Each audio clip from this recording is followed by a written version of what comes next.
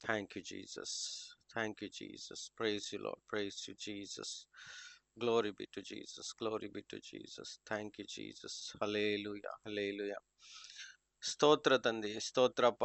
ನಿನ್ನ ನಾಮಕ್ಕೆ ಮಹಿಮೆ ಉಂಟಾಗಲಿ. ಕರ್ತನೇ, ನಿಮ್ಮನ್ನು ಆರಾಧಿಸುತ್ತೇವೆ, ನಿಮ್ಮನ್ನು ಕೊಂಡಾಡುತ್ತೇವೆ. ಕರ್ತನೆ, ನೀನು ಪರಿಶುದ್ಧನು, ಪರಿಶುದ್ಧನು. ನೀನು ಕರುಣೆಯುಳ್ಳ ಆತನು, ನಮ್ಮ ಪ್ರಾರ್ಥನೆಯನ್ನು ಕೇಳುವ ಆತನು, ನಮ್ಮ ಸಂಗಡ ಮಾತಾಡುವ ಆತನು, ನಮಗೆ ಬಲಪಡಿಸುವ ಆತನು, ನಮ್ಮನ್ನು ಧೈರ್ಯದಿಂದ ತುಂಬುವ ಆತನು, ನಾವು ಬೀಳುವಾಗ ಎಬ್ಬಿಸುವ ಆತನು, ನಾವು ಕುಂದಿದಾಗ ಬಲಪಡಿಸುವ ಆತನು, ಮನಸ್ಸಿಗೆ ನೆಮ್ಮದಿ ಇಲ್ಲದಾಗ ನೆಮ್ಮದಿ ಕೊಡುವ ಆತನು, ಕಷ್ಟದಲ್ಲಿ ನಿತ್ಯ ಸಹಾಯಕನು, ಮರಣದಲ್ಲಿ ನಿತ್ಯ ಜೀವವನ್ನು ಕೊಡುವನು, ಪುನರುತ್ಥಾನ ಮಾಡುವವನು. ಹೌದು ಸ್ವಾಮಿ, ನಿರೀಕ್ಷೆಯನ್ನು ಉಂಟು ಮಾಡುವವನು, ಬಡವರಿಗೆ ಸಹಾಯ ಮಾಡುವವನು, ರೋಗವನ್ನು ಗುಣಪಡಿಸುವವನು, ಸರ್ವದರಲ್ಲಿ ನೀನು ನಿತ್ಯ ಸಹಾಯಕನಾಗಿ, ನಮ್ಮ ಒಳ್ಳೆಯ ರಕ್ಷಕನಾಗಿ ನಮ್ಮನ್ನು ಕಾಪಾಡಿರುವ ಆತನು, ದಿನಾಲು ನಮ್ಮ ಸಂಗಡವೇ ಇರುವ ಆತನು. ನಿಮಗೆ ಸ್ತೋತ್ರ ಮಾಡುತ್ತೇವೆ. ಈ ಸಂದರ್ಭದಲ್ಲಿ ಕರ್ತನೆ, ನಿನ್ನ ವಾಕ್ಯವು ನಮ್ಮ ಹೃದಯದಲ್ಲಿ ಕಾರ್ಯ ಮಾಡುವಂತೆ ಸಹಾಯ ಮಾಡು. ನಿನ್ನ ಆತ್ಮನ ಮೂಲಕ ಪರಿಶುದ್ಧಾತ್ಮನ ಸಹಾಯ ಇನ್ನಷ್ಟು ಹೆಚ್ಚಾಗಿ ಕೇಳುತ್ತೇವೆ. ಕರ್ತನೆ, ನಮ್ಮೆಲ್ಲರಲ್ಲಿರುವಂತ ಒಂದು ಬಲಹೀನತೆಯನ್ನು ಈ ಸಮಯದಲ್ಲಿ ತೆಗೆದು ಹಾಕಿ, ನಾವು ಅರಿತಿದ್ದೇವೆ ನಮ್ಮ ನಮ್ಮ ಬಲಹೀನತೆಗಳು, ನಾವು ಅರಿತಿದ್ದೇವೆ ನಮ್ಮ ನಮ್ಮ ಕೊರತೆಗಳು, ಇವೆಲ್ಲವನ್ನು ತೆಗೆದು ಹಾಕಿ ಕರ್ತನೆ, ಈ ಸಮಯದಲ್ಲಿ ನಿನ್ನ ಪರಿಶುದ್ಧವಾದ ಚಿತ್ತವನ್ನು ಪ್ರಕಟಪಡಿಸು. ನಮ್ಮ ಹೃದಯಗಳಲ್ಲಿ ಮಾತನಾಡು ಸ್ವಾಮಿ. ನಮ್ಮಲ್ಲಿರುವಂತಹ ಕೊರತೆಗಳನ್ನು ತೋರಿಸಿಕೊಡು. ಅದನ್ನು ನಾವು ಸರಿಪಡಿಸಿಕೊಂಡು ನಿನ್ನ ದೃಷ್ಟಿಯಲ್ಲಿ ನೀತಿವಂತರಾಗಿ ನಿನ್ನ ಚಿತ್ತಾನುಸಾರವಾಗಿ ಜೀವಿಸುವಂತೆ ನಮಗೆ ಸಹಾಯ ಮಾಡು ಕರ್ತನೆ. ಹೌದು ಸ್ವಾಮಿ, ಎಲ್ಲವೂ ನಿನಗೆ ಮೆಚ್ಚುಗೆ ಆಗುವ ರೀತಿಯಲ್ಲಿ ಆಗಲಿ ಕರ್ತನೆ. ಸಹಾಯಕನೇ, ಈ ಸಮಯದಲ್ಲಿ ನನ್ನನ್ನು ಸಹ ನಡೆಸು. Thank you, thank you, thank you. ಎಲ್ಲಾ ಮಹಿಮೆಯನ್ನು, ಗೌರವವನ್ನು, ಘನ ಮಾನವನ್ನು ನಿಮಗೆ ಸಲ್ಲಿಸ್ತೇವೆ. ಯೇಸು ಕ್ರಿಸ್ತ ನಾಮದಲ್ಲಿ ಪ್ರಾರ್ಥಿಸುವರಾಗಿದ್ದೇವೆ. ಆಮೇನ್. ಆಮೇನ್ ಆಮೇನ್ ಆಮೇನ್. ಬ್ರದರ್, ಯಾ, ನಮ್ಮದು ನಂಗೆ ಸಿಕ್ಕಿತ್ತು ಬ್ರದರ್, ಅದು KGV. ಸಿಕ್ಕಿತಾ? ಓಕೆ. ಹಾ, ನೀವು ಪ್ರೆಸೆಂಟ್ ಮಾಡ್ತಾ ಇದ್ರೆ ನೀವು ಪ್ರೆಸೆಂಟ್ ಮಾಡ್ಬೋದು. ಓಕೆ, ನಂದ್ರಲ್ಲಿ ಆನ್ ಇದೆ, okay you can present. Okay okay brother. Thank you Jesus. Okay, ನೋಡಿ, ಇವತ್ತಿನ ವಿಷಯ, ಯಾವಾಗ ನಮ್ಮ ಪ್ರಾರ್ಥನೆಗಳು ಕೇಳಲ್ಪಡುವುದು ಎಂಬ ಪ್ರಶ್ನೆಯೊಂದಿಗೆ ಈ ಒಂದು ವಿಷಯವನ್ನು ಆರಂಭಿಸ್ತೇನೆ. ಯಾಕೆಂದರೆ ಕ್ರೈಸ್ತರಲ್ಲಿ ಅನೇಕರಿಗೆ ಒಂದು ಪ್ರಶ್ನೆ ಅಥವಾ ಸಂಶಯಗಳು ಯಾವಾಗಲೂ ಮೂಡಿ ಬಂದಿರ್ತದೆ. ನಮ್ಮ ಪ್ರಾರ್ಥನೆಗಳು ಯಾಕೆ ಕೇಳ್ತಾ ಇಲ್ಲ ದೇವರು? ಯಾಕೆ ನನ್ನ ಪ್ರಾರ್ಥನೆಗೆ ಉತ್ತರ ಸಿಗ್ತಾ ಇಲ್ಲ? ಇದಕ್ಕೆ ಕಾರಣ ಏನು ಎಂಬುದಾಗಿ ಪ್ರಶ್ನೆಗಳು ಮೂಡಿ ಬಂದಾಗ ಉತ್ತರವನ್ನು ನಾವು ಇವತ್ತು ನೋಡುವರಾಗೋಣ. ಹಾಗಾಗಿ ಈ ಒಂದು ವಿಷಯವನ್ನು ಮುಂದಿಟ್ಟು ನಾವು ವಾಕ್ಯವನ್ನು ಧ್ಯಾನಿಸೋರಾಗೋಣ. ವಿಷಯ ಇದಾಗಿದೆ, ಪುನಃ ಹೇಳ್ತೀನಿ. ಯಾವಾಗ ನಮ್ಮ ಪ್ರಾರ್ಥನೆ ಕೇಳಲ್ಪಡುವುದು? ಉತ್ತರ ಏನೆಂಬುದನ್ನು ವಾಕ್ಯದ ಮೂಲಕ ನಾವು ಕಂಡುಹಿಡಿತಾ ಹೋಗೋಣ. ಓಕೆ, ಯಾಕೆಂದ್ರೆ ನಾವು ಮಾಡಿದ ಪ್ರಾರ್ಥನೆ ದೇವರು ಕೇಳ್ತಾರೆ ಅಂತ ನಾವು ನಂಬಿದ್ದೇವೆ. ಆದ್ರೂ ಸಹ ನಂಬಿಕೆಯಲ್ಲಿ ಒಂದು ಅಂಶ ಅಡಗಿದೆ. ಆ ಅಂಶವನ್ನು ನಾವು ಎತ್ತಿ ಹಿಡಿಯೋಣ ಇವತ್ತು. ಯಾಕೆಂದ್ರೆ ನಾವು ಮಾಡಿದ ಪ್ರಾರ್ಥನೆ 100ರಷ್ಟು ಅದು ಕರ್ತನ ಮುಂದೆ ಆತನ ಸನ್ನಿಧಿಯಲ್ಲಿ ಹೋಗಿ ಸೇರಿ ಆ ಪ್ರಾರ್ಥನೆಗೆ ಉತ್ತರವನ್ನು ಕರ್ತನು ಕೊಡುವಂತೆ ನಾವು ಇನ್ನೇನು ಮಾಡಬೇಕಾಗಿದೆ? ನಮ್ಮ ಕರ್ತವ್ಯ ಏನು? ಏನಾದ್ರೂ ಕೊರತೆ ನಮ್ಮಲ್ಲಿರುವುದಾದ್ರೆ, ಪ್ರಾರ್ಥನೆಗೆ ಅಡ್ಡಿ ಆಗುವಂತ ಏನಾದ್ರೂ ಕೊರತೆ ಇರುವುದಾದ್ರೆ ಅದನ್ನು ನಾವು ತೆಗೆದು ಹಾಕಿ ಇವತ್ತು ನಮ್ಮ ಪ್ರಾರ್ಥನೆ ಸರಳವಾಗಿ, ಈಸಿಯಾಗಿ ಕರ್ತನ ಸನ್ನಿಧಿಯಲ್ಲಿ ಪರಲೋಕದಲ್ಲಿರುವಂತ ಆ ಪ್ರಾರ್ಥನೆಯ ಆ ಪಾತ್ರೆಯಲ್ಲಿ, ಚಿನ್ನದ ಪಾತ್ರೆಯಲ್ಲಿ ಹೋಗಿ ತುಂಬುವಂತೆ ನಾವು ಇವತ್ತು ವಾಕ್ಯಗಳಿಂದ ತಿಳಿದುಕೊಳ್ಳೋರಾಗೋಣ. ಬನ್ನಿ, ಮೊದಲನೇದಾಗಿ ನಾವು ವಾಕ್ಯವನ್ನು ಓದೋರಾಗೋಣ. 1 ಯೋಹಾನ 3ನೇ ಅಧ್ಯಾಯ, 1 John chapter 3. ಯೋಹಾನನು ಬರೆದ ಮೊದಲನೆಯ ಪತ್ರ, ಅಧ್ಯಾಯ 3, ವಾಕ್ಯ 22, ವರ್ಸ್ ನಂಬರ್ 22 and 23 ಸಹ ಓದ್ಬೋದು.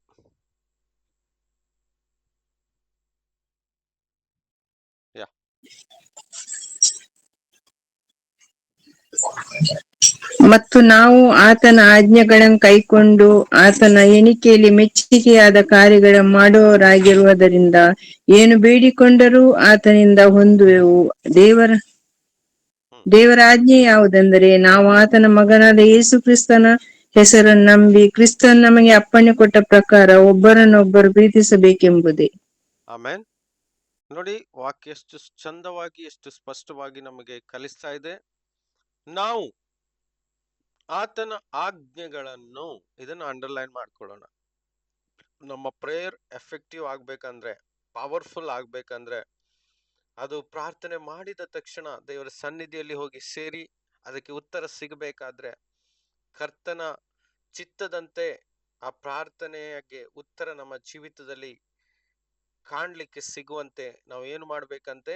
ನಾವು ಆತನ ಆಜ್ಞೆಗಳನ್ನು ಕೈಗೊಂಡು, ಅಂದ್ರೆ ನಂಬರ್ 1, ನಾವು ಇದ್ರ ಬಗ್ಗೆ ಯಾವಾಗ್ಲೂ ಮಾತಾಡ್ತಾ ಇರ್ತೀವಿ, ಅನೇಕ ಬಾರಿ ವಿಷಯಗಳನ್ನು ಕಲ್ತಿದ್ದೇವೆ. ಅದೇನು? ಆತನು ನಮಗೆ ಕಲಿಸಿಕೊಟ್ಟಂತ ಎಲ್ಲಾ ಆಜ್ಞೆಗಳನ್ನು ನಾವು ಸರಿಯಾಗಿ ಪಾಲಿಸುವುದಾದರೆ ಮತ್ತು ಆತನ ಎಣಿಕೆಯಲ್ಲಿ ಮೆಚ್ಚುಗೆಯಾದ ಕಾರ್ಯಗಳನ್ನು ಮಾಡುವರಾದರೆ ನಾವು ಏನು ಬೇಡಿಕೊಂಡರೂ ಆತನಿಂದ ಹೊಂದುವೆವು. This is the answer. ನೋಡಿ, ನಮ್ಮ ವಿಷಯಕ್ಕೆ ಉತ್ತರ ಸಿಕ್ಕಿ ಆಯ್ತು. ಇದಕ್ಕೆ ಕನೆಕ್ಟ್ ಆಗಿರುವಂತ ಅನೇಕ ವಾಕ್ಯಗಳನ್ನು ನಾವು ಇನ್ನಷ್ಟು ಧ್ಯಾನಿಸುವರಾಗೋಣ. ನಂಬರ್ 1, ಕರ್ತನು ಹೇಳಿದ ಮಾತನ್ನು ನಮ್ಮ ಜೀವನದಲ್ಲಿ ಪ್ರತಿದಿನ, ಪ್ರತಿ ಸಮಯದಲ್ಲಿ, ಅವಸರಗಳು ಬಂದಾಗ, ಪರೀಕ್ಷೆ ಬಂದಾಗ, ಪರಿಸ್ಥಿತಿಗಳು ಬಂದಾಗ, ಆಜ್ಞೆಗಳು ತಪ್ಪದಂತೆ ನಾವು ಅದನ್ನು ಕಾಪಾಡುವುದಾದರೆ, ಅಂದರೆ ಅದನ್ನು ಪಾಲಿಸುವುದಾದರೆ ಮತ್ತು ಆ ವಾಕ್ಯವನ್ನು ಪಾಲಿಸಿ ಆತನಿಗೆ ಮೆಚ್ಚುಗೆ ಆಗುವ ರೀತಿಯಲ್ಲಿ ನಾವು ಕಾರ್ಯಗಳನ್ನು ಮಾಡುವುದಾದರೆ, ನಮ್ಮ ಸ್ವಭಾವದಲ್ಲಾಗಲಿ, ನಮ್ಮ ವರ್ತನೆಯಲ್ಲಾಗಲಿ, ನಮ್ಮ ಮಾತಿನಲ್ಲಾಗಲಿ, ನಮ್ಮ ಕೆಲಸ ಕಾರ್ಯದಲ್ಲಾಗಲಿ, ಹೌದಾ? ಸೊ ಇವೆಲ್ಲದರಲ್ಲಿಯೂ ಸಹ ಕರ್ತನಿಗೆ ಮೆಚ್ಚುಗೆ ಆದ ರೀತಿಯಲ್ಲಿ ನಾವು ನಡೆದುಕೊಳ್ಳುವುದಾದರೆ ಆತನ ಆಜ್ಞೆಗಳನ್ನು ನಾವು ಕೈಗೊಂಡು ನಡೀತಾ ಇದ್ದೇವೆ ಅಂತ ಅರ್ಥ. ಆಗ ನಾವು ಏನು ಬೇಡಿಕೊಂಡರೂ ನಮಗೆ ಉತ್ತರ ಸಿಗುವುದೆಂದು ಕನ್ಫರ್ಮೇಶನ್ ಆಗಿ ವಾಕ್ಯ ಹೇಳ್ತಾ ಇದೆ. Praise the Lord. ಆಮೇಲೆ ಸೊ ಇದೇ ಆನ್ಸರ್. ತುಂಬಾ ಸಿಂಪಲ್ ಆಗಿದೆ, ಆದ್ರೆ ನಾವು ಏನೇನೆಲ್ಲ ಮಾಡ್ಲಿಕ್ಕೆ ಪ್ರಯತ್ನ ಪಡ್ತೀವಿ. ನೋಡಿ, ಪ್ರಾರ್ಥನೆ ತುಂಬಾ ಈಸಿ. ಯೇಸು ಕ್ರಿಸ್ತನ ಹೆಸರಿನಲ್ಲಿ ಏನು ಬೇಡಿಕೊಂಡಿದ್ರು ನಮಗೆ ಸಿಗ್ತದೆ ಅಂತ ಅನೇಕ ವಾಕ್ಯಗಳಲ್ಲಿ ಹೇಳಿದ್ದಾರೆ. ಯೋಹಾನ 14:13-14 ಸಹ ಹೇಳಿದ್ದಾರೆ, ನನ್ನ ಹೆಸರಿನಲ್ಲಿ ನೀವು ಏನು ಕೇಳಿಕೊಂಡರೂ ಅದು ನಿಮಗೆ ದೊರಕುವುದು, ನನ್ನ ತಂದೆ ನಿಮಗೆ ಕೊಡುವರು ಮತ್ತು ನಾನು ಸಹ ನಿಮಗೆ ಕೊಡುತ್ತೇನೆ ಅಂತ ಹೇಳಿದ್ದಾರೆ. ಹಾಗಿರುವಾಗ ನಮ್ಮ ಮೊದಲನೆಯ ಕಾರ್ಯ ಏನು ಅಪ್ಪ ಅಂತ ಹೇಳಿದ್ರೆ, ಕರ್ತನಿಗೆ ಮೆಚ್ಚುಗೆ ಆದಂತ ಕಾರ್ಯಗಳನ್ನು, ಕೆಲಸಗಳನ್ನು, ವರ್ತನೆಗಳನ್ನು ನಾವು ನಮ್ಮ ಜೀವಿತದಲ್ಲಿ ಪ್ರತಿನಿತ್ಯ ಮಾಡುತ್ತಾ ಹೋಗ್ಬೇಕು. ಕರ್ತನಿಗೆ ಇಷ್ಟ ಆಗ್ಬೇಕು ನಾವು ಮಾತಾಡುವಂತ ಮಾತುಗಳು, ನಮ್ಮ ವರ್ತನೆಗಳು. ಹೌದಾ? ನಾವು ಯಾವ ರೀತಿ ಬೇರೆಯವ್ರ ಜೊತೆ ಮಾತಾಡ್ತಾ ಇದ್ದೀವಿ, ಬೇರೆಯವ್ರ ಬಗ್ಗೆ ಯಾವ ರೀತಿ ನಾವು ಎಕ್ಸ್ಪ್ರೆಸ್ ಮಾಡ್ತಾ ಇದ್ದೀವಿ ನಮ್ಮ ಶಬ್ದಗಳ ಮೂಲಕ. ನಮ್ಮ ಶಬ್ದಗಳು ಬೇರೆಯವರಿಗೆ ಚುಚ್ತಾ ಇದೆಯಾ, ನೋವು ಕೊಡ್ತಾ ಇದೆಯಾ, ಅದನ್ನ ಆಲೋಚನೆ ಮಾಡಬೇಕು ನಾವು. ಒಂದು ವೇಳೆ ನಮ್ಮ ಮಾತುಗಳು, ನಮ್ಮ ವರ್ತನೆಗಳು ತಪ್ಪಾದ ರೀತಿಯಲ್ಲಿ ಬೇರೆಯವರನ್ನು ನೋಯಿಸುವುದಾದರೆ, ಅವರಿಗೆ ಹರ್ಟ್ ಮಾಡುವುದಾದರೆ, ಖಂಡಿತ ಅದು ನಾವು ಕರ್ತನ ಆಜ್ಞೆಯನ್ನು ಮುರಿದ ಹಾಗೆ. ಎಷ್ಟೋ ಜನ ಮಾತಿನಲ್ಲಿ ಅನೇಕರಿಗೆ ದುಃಖ ಕೊಡ್ತಾರೆ. ಅಷ್ಟೇ ಅಲ್ಲ, ವರ್ತನೆಯಿಂದ ಅನೇಕ ಕಾರ್ಯಗಳನ್ನು ಹಿಂದೆಗಡೆ ಮಾಡಿ ಅವರಿಗೆ ದುಃಖವನ್ನು ಕೊಡುವಾಗ ನಾವು ಬಂದು ಕರ್ತನ ಸನ್ನಿಧಿಯಲ್ಲಿ ಮೊಣಕಾಲು ಊರಿಯೂ ಸಹ ಪ್ರಾರ್ಥನೆ ಮಾಡಿದ್ರು ಆ ಪ್ರಾರ್ಥನೆ ಕೇಳಲ್ಪಡುವುದಿಲ್ಲ. ಯಾಕೆಂದ್ರೆ ಇನ್ನೊಂದು ವಾಕ್ಯ ನೆನಪಿಸ್ತೀನಿ. ಕರ್ತನು ಹೇಳಿದ್ದಾರೆ, ನೀವು ಕಾಣಿಕೆ ತೆಗೆದುಕೊಂಡು ನನ್ನ ಸನ್ನಿಧಿಯಲ್ಲಿ ಬರುವುದಕ್ಕಿಂತ ಮುಂಚೆ ಯಾರ ಬಗ್ಗೆ ಆದ್ರೂ ವಿರೋಧವಿದ್ದರೆ, ಯಾರನ್ನಾದ್ರೂ ಕ್ಷಮಿಸದೇ ಇದ್ದರೆ ಮೊದಲು ಹೋಗಿ ಕ್ಷಮಿಸಿ ಬನ್ನಿ, ಅವನ ಜೊತೆ ಒಂದಾಗಿ ಬನ್ನಿ, ಆವಾಗ ಮಾತ್ರ ನಿಮ್ಮ ಕಾಣಿಕೆಯನ್ನು ನನ್ನ ಸನ್ನಿಧಿಯಲ್ಲಿ ಕೊಂಡು ಬನ್ನಿ ಅಂತ ಹೇಳ್ತಾರೆ.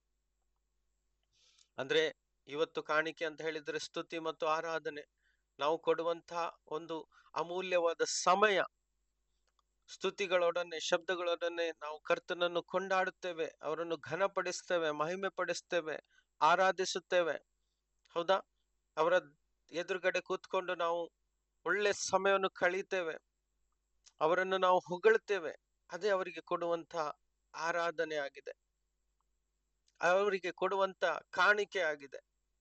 ಸೊ ಹಾಗಾದ್ರೆ ಆ ಕಾಣಿಕೆ ಪರಿಶುದ್ಧವಾಗಿರ್ಬೇಕು. ಅಸಹ್ಯವಾದಂತ ಕಾಣಿಕೆ ಕರ್ತನು ಯಾವಾಗ್ಲೂ ಇಷ್ಟಪಡುವುದಿಲ್ಲ. ಕಾಯಿನ ಮತ್ತು ಆಬೇಲನ ವಿಷಯವನ್ನು ನಾವು ತಿಳಿದಾಗ ಇಬ್ಬರು ಸಹ ಕಾಣಿಕೆಯನ್ನು ಕೊಟ್ರು. ಇಬ್ಬರಲ್ಲಿ ಕಾಣಿಕೆಯಲ್ಲಿ ಕಡಿಮೆ ಏನು ಇಲ್ಲ ಆಗಿತ್ತು, ಆದರೆ ಅವರಲ್ಲಿ ಕೊರತೆ ಇತ್ತು. ಆಬೇಲನ ಮನಸ್ಸು ಶುದ್ಧವಾಗಿತ್ತು, ಅವನ ಕೊಟ್ಟಂತ ಕಾಣಿಕೆಯಲ್ಲಿ ಅವನ ಮನಸ್ಸು ಶುದ್ಧವಾಗಿತ್ತು. ಆದ್ರೆ ಕಾಯಿನನ ಕಾಣಿಕೆ ಒಳ್ಳೇದಾಗಿತ್ತು, ಆದರೆ ಆತನ ಮನಸ್ಸು ಶುದ್ಧ ಇಲ್ಲಾಗಿತ್ತು. ಅದಕ್ಕೆ ದೇವರು ಅದನ್ನ ಅಕ್ಸೆಪ್ಟ್ ಮಾಡಿಲ್ಲ. ಅದೇ ರೀತಿ ಇವತ್ತು ನಾವು ದೇವರ ಮುಂದೆ ಹಾಡಿ ಹೊಗಳಿ ಆತನನ್ನು ಆರಾಧಿಸುವಾಗ ಆತನಿಗೆ ಕೊಡುವಂತ ಆ ಒಂದು ಕಾಣಿಕೆ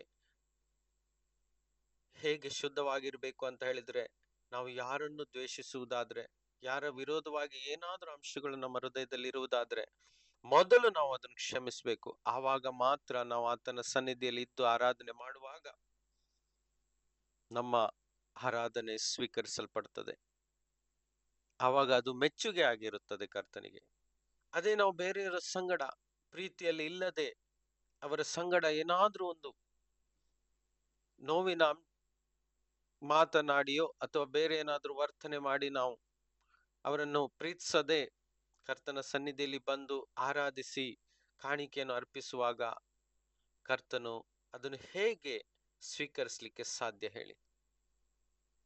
ಹಾಗಾದ್ರೆ ಈ ವಾಕ್ಯದ ಪ್ರಕಾರ ಆತನ ಎಣಿಕೆಯಲ್ಲಿ, ಆತನ ದೃಷ್ಟಿಯಲ್ಲಿ ನಾವು ಒಳ್ಳೆಯ ಕಾರ್ಯವನ್ನು ಶುದ್ಧ ಮನಸ್ಸುಳ್ಳವರಾಗಿ ಜೀವಿಸಿ ಆತನ ಮಾರ್ಗದಲ್ಲಿ ಅಂತ ಹೇಳಿದ್ರೆ ಆತನು ಹೇಳಿದ ಮಾತುಗಳನ್ನು ಮಾತ್ರ ನಾವು ಅನುಸರಿಸಿ ಆತನ ಮುಂದೆ ಬಂದು ಏನಾದ್ರೂ ಪ್ರಾರ್ಥನೆಯ ನಿವೇದನೆ ಇಡುವುದಾದ್ರೆ, ಕರ್ತನೆ ನನ್ನ ಜೀವಿತದಲ್ಲಿ ಇಂಥ ಕಾರ್ಯವನ್ನು ಮಾಡು, ಅಥವಾ ನನ್ನ ಸ್ನೇಹಿತನ ಜೀವಿತದಲ್ಲಿ ಒಂದು ಕಾರ್ಯ ಮಾಡು, ಅಥವಾ ನನಗೆ ನನ್ನ ಕುಟುಂಬಸ್ಥರು ಹೇಳಿದ್ದಾರೆ ಪ್ರಾರ್ಥನೆ ಮಾಡಬೇಕೆಂದು, ಅವರಿಗೋಸ್ಕರ ಏನೋ ಆಗ್ಬೇಕಾಗಿದೆ, ಅವಶ್ಯಕತೆ ಇದೆ ಅಂತ ನಾನು ಪ್ರಾರ್ಥನೆ ಮಾಡುವಾಗ ದೇವರು ಖಂಡಿತವಾಗಿ ಕೇಳುತ್ತಾರೆ ಮತ್ತು ಉತ್ತರ ಕೊಡ್ತಾರೆ.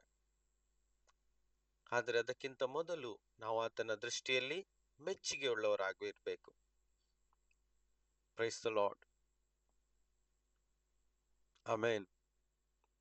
ಆ ಆಜ್ಞೆ ಯಾವುದೆಂದರೆ, ನಾವು ಆತನ ಮಗನಾದ ಯೇಸು ಕ್ರಿಸ್ತನ ಹೆಸರನ್ನು ನಂಬಿ ಕ್ರಿಸ್ತನು ನಮಗೆ ಅಪ್ಪಣೆ ಕೊಟ್ಟ ಪ್ರಕಾರ ಒಬ್ಬರನ್ನೊಬ್ಬರು ಪ್ರೀತಿಸಬೇಕೆಂಬುದೇ ಅಪ್ಪಣೆ.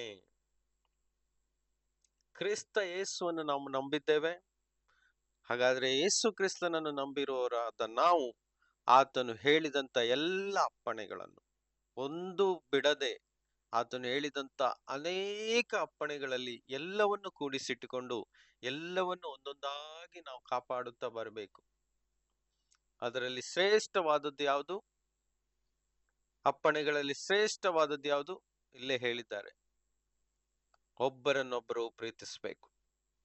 ನಾವು ಯಾವಾಗ ಪ್ರತಿಯೊಂದು ವ್ಯಕ್ತಿಯನ್ನು, ನಮ್ಮ ನೆರೆಹೊರೆಯವರನ್ನು ಪ್ರೀತಿಸ್ಲಿಕ್ಕೆ ಕಲಿಸ್ತೇವೋ, ಕ್ಷಮಿಸ್ಲಿಕ್ಕೆ ಕಲಿಸ್ತೇವೋ, ಅವ್ರ ಜೊತೆ ಒಂದಾಗಿರ್ಲಿಕ್ಕೆ ಕಲಿತೇವೋ, ಸೌಮ್ಯತೆಯಿಂದ ನಡೆದುಕೊಳ್ತೇವೋ, ಅವರ ಜೊತೆ ಅವ್ರನ್ನ ಕ್ಷಮಿಸ್ತಾ ಇರ್ತೇವೋ, ಅವರಿಗೆ ಸಹಾಯ ಮಾಡ್ತಾ ಇರ್ತೇವೋ, ಒಂದು ವೇಳೆ ಅವರ ತಪ್ಪಿದ್ರೂ ಸಹ ಅವರನ್ನು ಸಹಿಸ್ಕೊಳ್ತೇವೋ, ದೀನ ಸ್ವಭಾವದಿಂದ ಅವರ ಎದುರುಗಡೆ ನಾವು ನಡೆದುಕೊಳ್ತೇವೋ, ಅಷ್ಟು ಮಾತ್ರಕ್ಕೂ ಕರ್ತನು ನಮ್ಮನ್ನು ಮೆಚ್ಚುತ್ತಾರೆ. ನಾವು ಆತನಿಗೆ ಮೆಚ್ಚುಗೆ ಆಗ್ಲಿಕ್ಕೆ ಮಾಡ್ಬೇಕು ಕೆಲಸಗಳನ್ನು. ಈ ಲೋಕದ ಜನರು ಬೇರೆಯವ್ರನ್ನ ಮೆಚ್ಚುಗೆಗೊಳಿಸ್ಲಿಕ್ಕೆ, ಆಫೀಸಲ್ಲಿ ತಮ್ಮ ಬಾಸ್ಗಳನ್ನು, ಮ್ಯಾನೇಜರ್ನು ಮೆಚ್ಚುಗೆಗೊಳಿಸ್ಲಿಕ್ಕೆ ಅವ್ರ ಎದುರುಗಡೆ ಒಳ್ಳೆ ಕೆಲಸ ಮಾಡ್ತಾರೆ, ಹೌದಾ? ಮತ್ತು ಶಾಲೆಯಲ್ಲಿ ಟೀಚರ್ಸ್ಗಳನ್ನು, ಲೆಕ್ಚರ್ಸ್ಗಳನ್ನು ಮೆಚ್ಚುಗೆ ಮಾಡ್ಲಿಕ್ಕೆ ಸ್ಟೂಡೆಂಟ್ಸ್ಗಳು ಅವರ ಎದುರುಗಡೆಯಲ್ಲಿ ಏನೋ ಒಂದು ಒಳ್ಳೆ ಕಾರ್ಯ ಮಾಡ್ಲಿಕ್ಕೆ ಒಳ್ಳೆ ರೀತಿಯಿಂದ ಸ್ಟಡಿ ಮಾಡ್ತಾರೆ. ಹೀಗೆ ತೋರಿಸ್ಲಿಕ್ಕೋಸ್ಕರ ಅನೇಕರು ಮೆಚ್ಚುಗೆ ಕೆಲಸಗಳನ್ನು ಈ ಭೂಮಿಯಲ್ಲಿ ಮಾಡ್ತಾರೆ. ಆದರೆ ಕಣ್ಣಿಗೆ ಕಾಣದಿರುವ ನಂಬಿದವರಾದ ನಾವು, ನಮಗೆ ಜೀವ ಕೊಟ್ಟಂತ ನಿತ್ಯನಾದ ತಂದೆ, ನಮ್ಮನ್ನು ಎಂದಿಗೂ ಕೈ ಬಿಡದವನಾದಂತ ಕರ್ತನು, ನಮ್ಮನ್ನು ಪಾಪದಿಂದ ರಕ್ಷಿಸಿದವನು, ನಮ್ಮ ಪಾಪಗಳು ಕಠೋರವಾಗಿದ್ದರು ಅದನ್ನು ತನ್ನ ರಕ್ತದಿಂದ ತೊಳೆದ ಆತನ ಆಜ್ಞೆಗಳನ್ನು ನಾವು ಹೇಗೆ ಪಾಲಿಸ್ಲಿಕ್ಕೆ ಆಗದೆ ಹೋಗುತ್ತದೆ ಎನ್ನುವುದನ್ನು ನಾವು ತಿಳ್ಕೊಳ್ಬೇಕು. ಆತನನ್ನು ನೆನೆಸಿ ನಾವು ಆತನನ್ನು ಮೆಚ್ಚುಗೆ ಪಡಿಸುವವರಾಗಬೇಕು. ಮನುಷ್ಯರು ನೋಡುವುದಕ್ಕೋಸ್ಕರ ಅಲ್ಲವೇ ಅಲ್ಲ.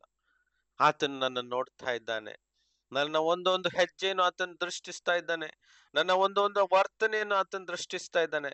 ನನ್ನ ಕರ್ತನಿಗೆ ಸಂತೋಷವಾಗ್ತದೆ ನಾನು ಹೀಗೆ ಮಾಡಿದ್ರೆ ಅಂತ ನನ್ನ ಮನಸ್ಸಿನಲ್ಲಿ ನೆನೆಸಿಕೊಂಡು ನಾನು ವರ್ತಿಸುವ ಒಂದೊಂದು ವಿಧಗಳನ್ನು ನಾನು ಒಳ್ಳೆ ರೀತಿಯಿಂದ ಕ್ಷಮಿಸುವನಾಗಿ, ಸೌಮ್ಯತೆಯಿಂದ ನನ್ನ ಸ್ವಭಾವವನ್ನು ತೋರಿಸುವನಾಗಿ ನಾನು ವರ್ತಿಸ್ತಾ ಇರಬೇಕು.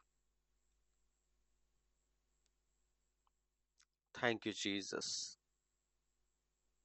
ಅದು ಕರ್ತನಿಗೆ ಮೆಚ್ಚುಗೆ ಆದಂತ ಕೆಲಸಗಳು. ಅನೇಕ ಸಲ ನಮ್ಮ ತಪ್ಪಿರಲ್ಲ, ಮುಂದಿನ ವ್ಯಕ್ತಿನೇ ತಪ್ಪು ಮಾಡಿರ್ತಾನೆ. 100ಕ್ಕೆ 100ರಷ್ಟು ನಾವು ಏನು ತಪ್ಪು ಮಾಡಿರಲ್ಲ, ಆದ್ರೂ ನಮಗೇನೆ ಅಕ್ಯೂಸ್ ಮಾಡ್ತಾರೆ, ನಮ್ಮ ಮೇಲೇನೆ ದೋಷ ಹಾಕ್ತಾರೆ. ಅಂತ ಸಂದರ್ಭದಲ್ಲಿ ನಮಗೆ ಚಾಯ್ಸ್ ಇರುತ್ತೆ, ಯಾವುದನ್ನು ಆರಿಸ್ಕೊಳ್ಬೇಕು. ಒಂದು, ಅವರನ್ನು ನಾವು ತೀರ್ಪು ಮಾಡಬಹುದು, ಜಗಳವಾಡಬಹುದು.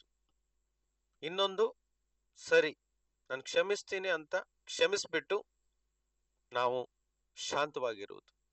ಇದರಲ್ಲಿ ಯಾವುದು ಉತ್ತಮ ಅಂತ ನೋಡಿದ್ರೆ ಕರ್ತನು ಹೇಳಿದಾಗೆ ಶಾಂತ ಮನಸ್ಸುಳ್ಳವರು ಧನ್ಯರು, ಸಮಾಧಾನವನ್ನು ಪಡಿಸುವವರು ಧನ್ಯರು, ಅವರು ದೇವರ ಮಕ್ಕಳೆನಿಸಿಕೊಳ್ಳುವರು.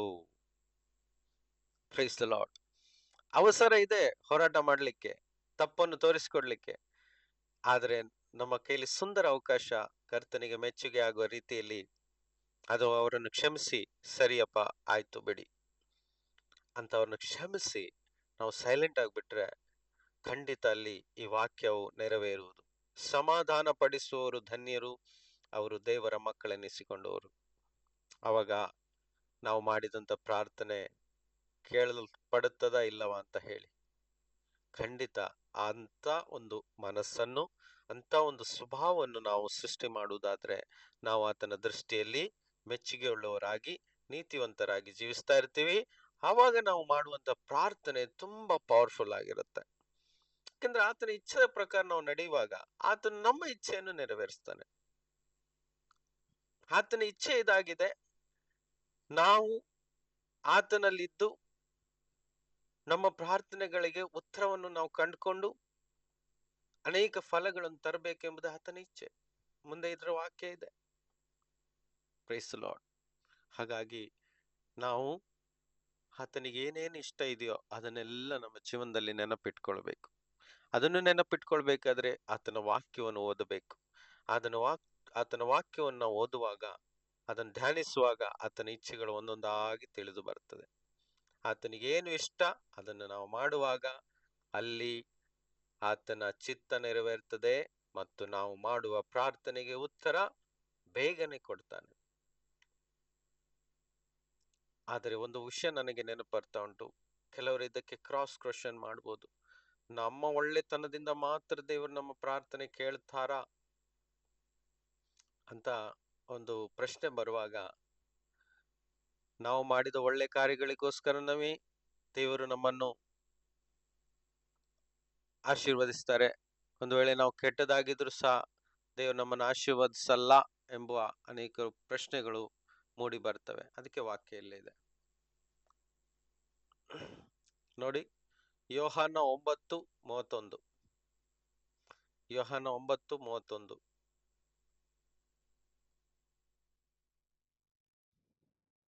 ಯೋಹಾನ 9:31 ಓದಿ. ಭಕ್ತಿಹೀನರ ಪ್ರಾರ್ಥನೆಯನ್ನು ದೇವರು ಕೇಳುವುದಿಲ್ಲ. ಯಾವನು ಭಕ್ತನಾಗಿದ್ದು ಆತನ ಚಿತ್ತದಂತೆ ನಡೆಯುತ್ತಾನೋ ಅವನ ಪ್ರಾರ್ಥನೆಯನ್ನು ಕೇಳುತ್ತಾನೆಂದು ಬಲ್ಲೆವು. ಹುಟ್ಟು ಕುರುಡನಿಗೆ ಭಕ್ತಿಹೀನರ ಪ್ರಾರ್ಥನೆಯನ್ನು ದೇವರು ಕೇಳುವುದಿಲ್ಲ. Price the lord. ಭಕ್ತಿಹೀನರ ಅಂದ್ರೆ ದೇವರ ದೃಷ್ಟಿಯಲ್ಲಿ ಭಕ್ತಿಯನ್ನು ಇಟ್ಟುಕೊಳ್ಳದೆ, ದೇವರಿಗೆ ಭಯ ಪಡದೆ, ದೇವರ ವಾಕ್ಯವನ್ನು ಅನುಸರಿಸದೆ ನಡೆಯುವಂತ ಭಕ್ತಿಹೀನರ ಮತ್ತು ಗರ್ವಿಷ್ಠರ ಪ್ರಾರ್ಥನೆಯನ್ನು ದೇವರು ಕೇಳುವುದಿಲ್ಲ ಎಂಬ ವಾಕ್ಯ ನಮ್ಮ ಎದುರಲ್ಲಿ ಇದೆ. ಯಾವನು ಭಕ್ತನಾಗಿದ್ದು ಆತನ ಚಿತ್ತದಂತೆ ನಡೆಯುತ್ತಾನೋ ಅವನ ಪ್ರಾರ್ಥನೆಯನ್ನು ಕರ್ತನು ಕೇಳುತ್ತಾನೆಂದು ನಾವು ಬಲ್ಲೆವು. ಇದು ವಾಕ್ಯ, ಇದು ವಾಕ್ಯ. ಹಾಗಾಗಿ ಆತನ ದೃಷ್ಟಿಯಲ್ಲಿ ಮೊದಲನೇದಾಗಿ ನಾವು ನೋಡಿದೆವು, ಆತನ ಮೆಚ್ಚುಗೆ ಆಗುವ ರೀತಿಯಲ್ಲಿ ನಾವು ಜೀವಿಸಬೇಕು. ಈ ವಾಕ್ಯ ನಮಗೇನ್ ಕಳಿಸ್ತದೆ? ಆತನ ಎದುರಲ್ಲಿ ನಾವು ಭಕ್ತಿಯುಳ್ಳವರಾಗಿ ಜೀವಿಸಬೇಕು.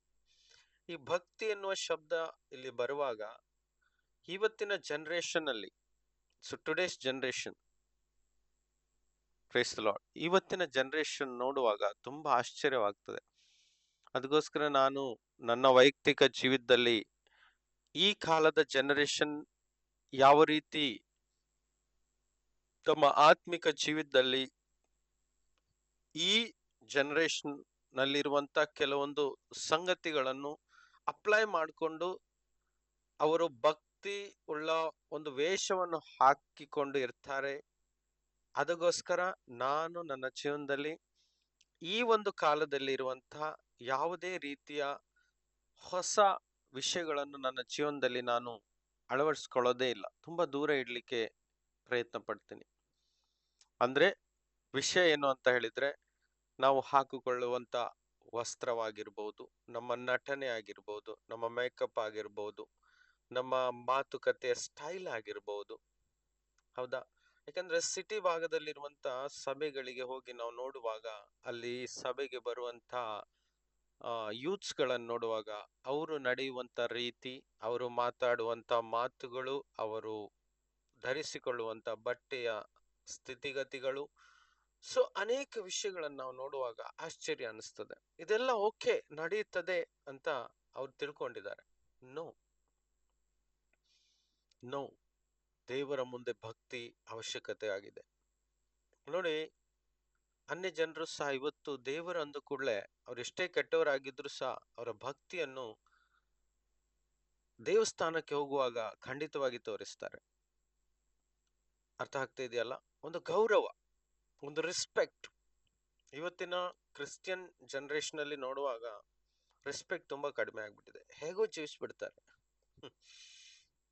ಇವತ್ತು ನಾನು ಒಬ್ರ ಜೊತೆ ಮಾತಾಡ್ತಾ ಇರ್ಬೇಕಾರೆ, ಒಳ್ಳೆ ವ್ಯಕ್ತಿನೇ, ಆದ್ರೆ ಕರ್ತನಲ್ಲೇ ಇದ್ದಾರೆ.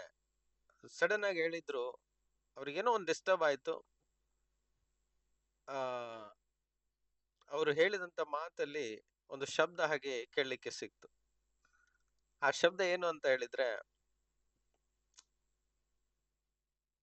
ಅವನು ಹುಚ್ಚ ಕಣೋ, ಯಾಕೆ ಹೀಗೆ ಮಾಡ್ತಾನೆ ಅಂತ, ಈ ರೀತಿಯಾದ ಒಂದು ಶಬ್ದ ಇತ್ತು. ಹುಚ್ಚ ಅಂತ ಒಂದು ಶಬ್ದ ಬಂದೊಡನೆ ನಾನು ಸ್ವಲ್ಪ ಹೊತ್ತಲ್ಲೇ ಆ ಸಹೋದರನಿಗೆ ಹೇಳಿದೆ, ನೋಡಪ್ಪ, ಯೇಸು ಹೇಳಿದ್ದಾರೆ ಯಾರಿಗೂ ಹುಚ್ಚ ಅಂತ ಹೇಳ್ಬೇಡ. ಹೇಳಿದಾರ ಇಲ್ವಾ? ಹೇಳಿದ್ದಾರೆ. ಮತ್ತಾಯ 5:23-24 ಆ ಭಾಗದಲ್ಲಿ ನೋಡಿದ್ರೆ ಸಿಗುತ್ತೆ. ಯಾರಿಗೂ ಹುಚ್ಚ ಅಂತ ಹೇಳ್ಬೇಡ, ಮೂರ್ಖ ಅಂತ ಹೇಳ್ಬೇಡ, ಹೌದಾ, ದಂಡನೆಗೆ ಗುರಿಯಾಗುವಿನಿ. ನೋಡಿ, ಇದು ಭಕ್ತಿಹೀನತೆ. ಕ್ಯಾಶುವಲ್, ತುಂಬಾ ಈಸಿಯಾಗಿ ಮಾತಲ್ಲಿ ಅಲ್ವಾ,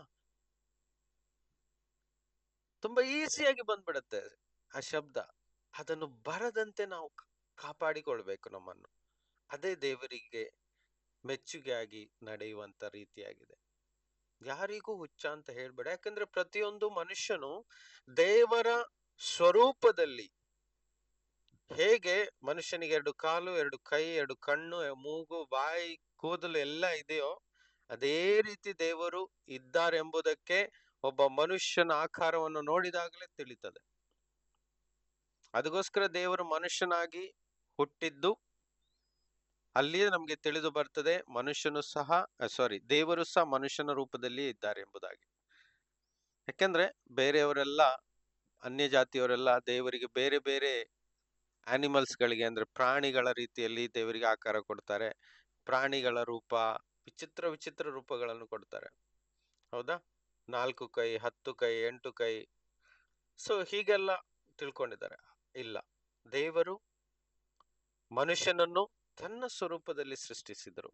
ಹಾಗಾಗಿ ಇವತ್ತು ನಾವೆಲ್ಲರೂ ಮನುಷ್ಯರೆಲ್ಲರೂ ದೇವರ ಸ್ವರೂಪಿಯಾಗಿದ್ದಾರೆ.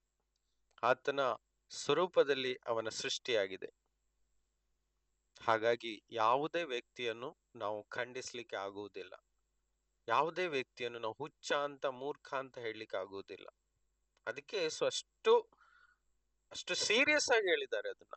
ಯಾವ ವ್ಯಕ್ತಿಗೂ ಸಹ ನಾವು ಹುಚ್ಚ ಅಥವಾ ಮೂರ್ಖ ಅಂತ ಹೇಳಲಿಕ್ಕಿಲ್ಲ. ಮಾತಿಗೂ ಸಿಂಪಲ್ ಆಗಿಯೂ ಸಹ, ತಮಾಷೆಗೂ ಸಹ ಹೇಳಲಿಕ್ಕಿಲ್ಲ. ಕಾರಣ ಆ ವ್ಯಕ್ತಿ ಸಹ ದೇವರ ಸೃಷ್ಟಿಯಾಗಿದ್ದಾನೆ. ಒಂದು, ಎರಡನೇದು, ದೇವರ ಸ್ವರೂಪದಲ್ಲೇ ಆತನು ಸೃಷ್ಟಿಸಲ್ಪಟ್ಟಿದ್ದಾನೆ. ಏನಾಗಿದೆಯಪ್ಪ ಅಂತ ಹೇಳಿದ್ರೆ ಅವನು ದೇವರನ್ನು ಅರಿತಿಲ್ಲ ಅಷ್ಟೇ, ಅದಕ್ಕೆ ಪಾಪದಲ್ಲಿದ್ದಾನೆ. ಹಾಗೆ ಇರುವಾಗ ನಾವು ಎಷ್ಟು ಭಕ್ತಿಯನ್ನು ತೋರಿಸ್ಬೇಕಲ್ವಾ? ಭಕ್ತಿ ಅಂದ್ರೆ ದೇವಸ್ಥಾನಕ್ಕೆ ಹೋಗಿ ಚಪ್ಪಲಿಯನ್ನು ತೆಗೆದುಕೊಳ್ಳುವುದು ಮಾತ್ರ ಅಲ್ಲ, ಅಥವಾ ಚರ್ಚಿಗೆ ಹೋಗುವಾಗ ಚಪ್ಪಲಿಯನ್ನು ಹೊರಗೆ ಇಡುವುದು ಭಕ್ತಿ ಅಲ್ಲ. ಅದೊಂದು ರೀತಿ ಅಷ್ಟೇ. ಆದರೆ ದೇವರು ನಮ್ಮನ್ನು ಎಲ್ಲ ಸಮಯದಲ್ಲಿಯೂ, ಎಲ್ಲಾ ಸ್ಥಳದಲ್ಲಿಯೂ, ನಮ್ಮ ಒಂದೊಂದು ಹೆಜ್ಜೆಯಲ್ಲಿ, ಒಂದೊಂದು ನಡೆಯಲ್ಲಿ, ಒಂದೊಂದು ನುಡಿಯಲ್ಲಿ, ಒಂದೊಂದು ದೃಷ್ಟಿಯಲ್ಲಿಯೂ ನಮ್ಮನ್ನು ಅಬ್ಸರ್ವ್ ಮಾಡ್ತಾ ಇರ್ತಾರೆ ಎನ್ನುವುದನ್ನು ನಾವು ಗಮನದಲ್ಲಿಟ್ಕೊಂಡು ಆತನ ಮುಂದೆ ಒಂದು ಭಯ ಮತ್ತು ಭಕ್ತಿಯಿಂದ ನಡೆಯುವಾಗ ನಾವು ಎಷ್ಟು ಸ್ವತಂತ್ರರಾಗಿ, ನಾವು ಧೈರ್ಯವಾಗಿ ಆತನ ಸನ್ನಿಧಿಯಲ್ಲಿದ್ದು, ಅಪ್ಪ ಈ ಒಂದು ಪ್ರಾರ್ಥನೆ ಇದೆ, ನನಗೆ ನನ್ನ ಜೀವಿತದಲ್ಲಿ ಒಂದು ಸಂಗತಿಯನ್ನು ಮಾಡಿಕೊಡು ಎಂದು ನಾವು ಕೇಳುವಾಗ ನಮಗೆ ಒಂದು ಕಾನ್ಫಿಡೆನ್ಸ್ ಇದೆ, ತಂದೆ ನನ್ನ ಪ್ರಾರ್ಥನೆಯನ್ನು ಕೇಳ್ತಾರೆ, ನನಗೆ ಉತ್ತರ ಕೊಡ್ತಾರೆ ಅಂತ. ಆ ಕಾನ್ಫಿಡೆನ್ಸ್ ನಮಗೆ ಬರಬೇಕು, ಆ ಭರವಸೆ ನನಗೆ ಬರಬೇಕು. ನಾನು ಪ್ರಾರ್ಥನೆ ಮಾಡಿದ ಕೂಡಲೇ ನನಗೆ ದೇವರು ಉತ್ತರ ಕೊಡ್ತಾರೆ ಎನ್ನುವ ಕಾನ್ಫಿಡೆನ್ಸ್ ಬರುವವರೆಗೂ ನಾವು ಆತನ ದೃಷ್ಟಿಯಲ್ಲಿ ಮೆಚ್ಚುಗೆಯುಳ್ಳವರಾಗಿಯೂ, ಭಕ್ತಿಯುಳ್ಳವರಾಗಿಯೂ ಮತ್ತು ಭಯ ಉಳ್ಳವರಾಗಿಯೂ ಜೀವಿಸ್ತಾ ಇರಬೇಕು. ಆವಾಗ ಪ್ರಾರ್ಥನೆಗೆ ಉತ್ತರ ಬೇಗನೆ ಸಿಗ್ತದೆ. ನೋಡಿ, 1 ಯೋಹನ್ನ 5:14. 1 ಯೋಹನ್ನ 5:14. 1 John 5:14. ಮತ್ತು ನಾವು ದೇವರ ಚಿತ್ತಾನುಸಾರವಾಗಿ ಏನಾದರೂ ಬೇಡಿಕೊಂಡರೆ ಆತನು ನಮ್ಮ ವಿಜ್ಞಾಪನೆಯನ್ನು ಕೇಳುತ್ತಾನೆಂಬ ಧೈರ್ಯವು ಆತನ ವಿಷಯವಾಗಿ ನಮಗುಂಟು. ಆಮೆನ್. ನೋಡಿ, ನಾವು ದೇವರ ಚಿತ್ತದ ಅನುಸಾರವಾಗಿ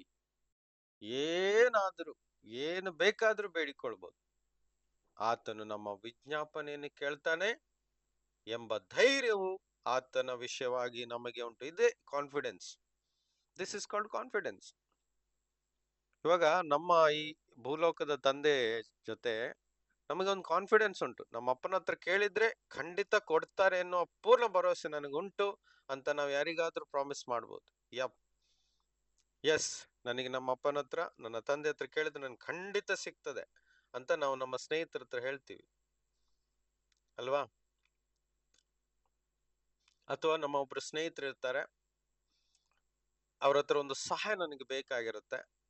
ಆ ಸ್ನೇಹಿತನ ಮೇಲೆ ನನಗೆ 100% ಭರವಸೆ ಇರುತ್ತೆ. ಏನು, ಆ ಸ್ನೇಹಿತನ ಹತ್ತಿರ ಹೋಗಿ ನನಗೆ ಅವಶ್ಯಕತೆ ಇರುವಂತ ಸಹಾಯವನ್ನ ಕೇಳಿದ್ರೆ ಖಂಡಿತವಾಗಿ ಆತನು ಕೊಡ್ತಾನೆ ಎಂಬುವ ನಂಬಿಕೆ ನನ್ನಲ್ಲಿ ಇರುವಾಗ ನಾನು ಆ ನಂಬಿಕೆಯೊಂದಿಗೆ ಆತನ ಹತ್ರ ಹೋಗ್ತೀನಿ ಮತ್ತು ನಾನು ಕೇಳ್ತೀನಿ, ಆ ಸಹಾಯ ನನಗೆ ದೊರಕುತ್ತದೆ. ಅದೇ ಕಾನ್ಫಿಡೆನ್ಸ್ ಅಥವಾ ಭರವಸೆ ಅಥವಾ ನಂಬಿಕೆ ಇಲ್ಲದಂತ ಯಾವುದೇ ಸ್ನೇಹಿತನ ಹತ್ರ ಹೋಗಿ ನಾವು ಕೇಳ್ತೀವ? ಮೊದಲು ಇಲ್ಲ. ಅದು ಸೆಕೆಂಡ್, ಥರ್ಡ್ ಚಾನ್ಸ್ ಆಪ್ಷನ್ ಆಗಿರುತ್ತೆ ನಮ್ಗೆ. ಆದ್ರೆ ಫಸ್ಟ್ ಹೋಗಿ ನಮಗೆ ಸಹಾಯ ಎಲ್ಲಿ ಸಿಗುತ್ತದೆ ಅಂತ ನಮಗೆ ಕಾನ್ಫಿಡೆನ್ಸ್ ಜಾಸ್ತಿ ಯಾರ ಮೇಲೆ ಇದೆಯೋ ಅವರ ಹತ್ರ ಹೋಗಿ ಮೊದಲು ನಾವು ಕೇಳ್ತೀವಿ. ಇದೇ ರೀತಿ ನಾವು ಇವತ್ತು ಕ್ರಿಸ್ತಿಯ ಜೀವಿತವನ್ನು ಜೀವಿಸ್ತಾ ಇರುವಾಗ ನಮಗೆ ಪೂರ್ಣ ಭರವಸೆ ನಮಗೆ ಇದು ಇರಬೇಕು. ನಮ್ಮಪ್ಪ ನಮ್ಮ ಪ್ರಾರ್ಥನೆಯನ್ನು ಕೇಳ್ತಾರೆ, 100% ನನಗೆ ಶ್ಯೂರ್ ಇದೆ ಅಂತ ನಾವು ಇವತ್ತು ಹೇಳ್ಬೋದಾ? ನಮ್ಮನ್ನೇ ಪ್ರಶ್ನೆ ಮಾಡಿ ನೋಡುವ.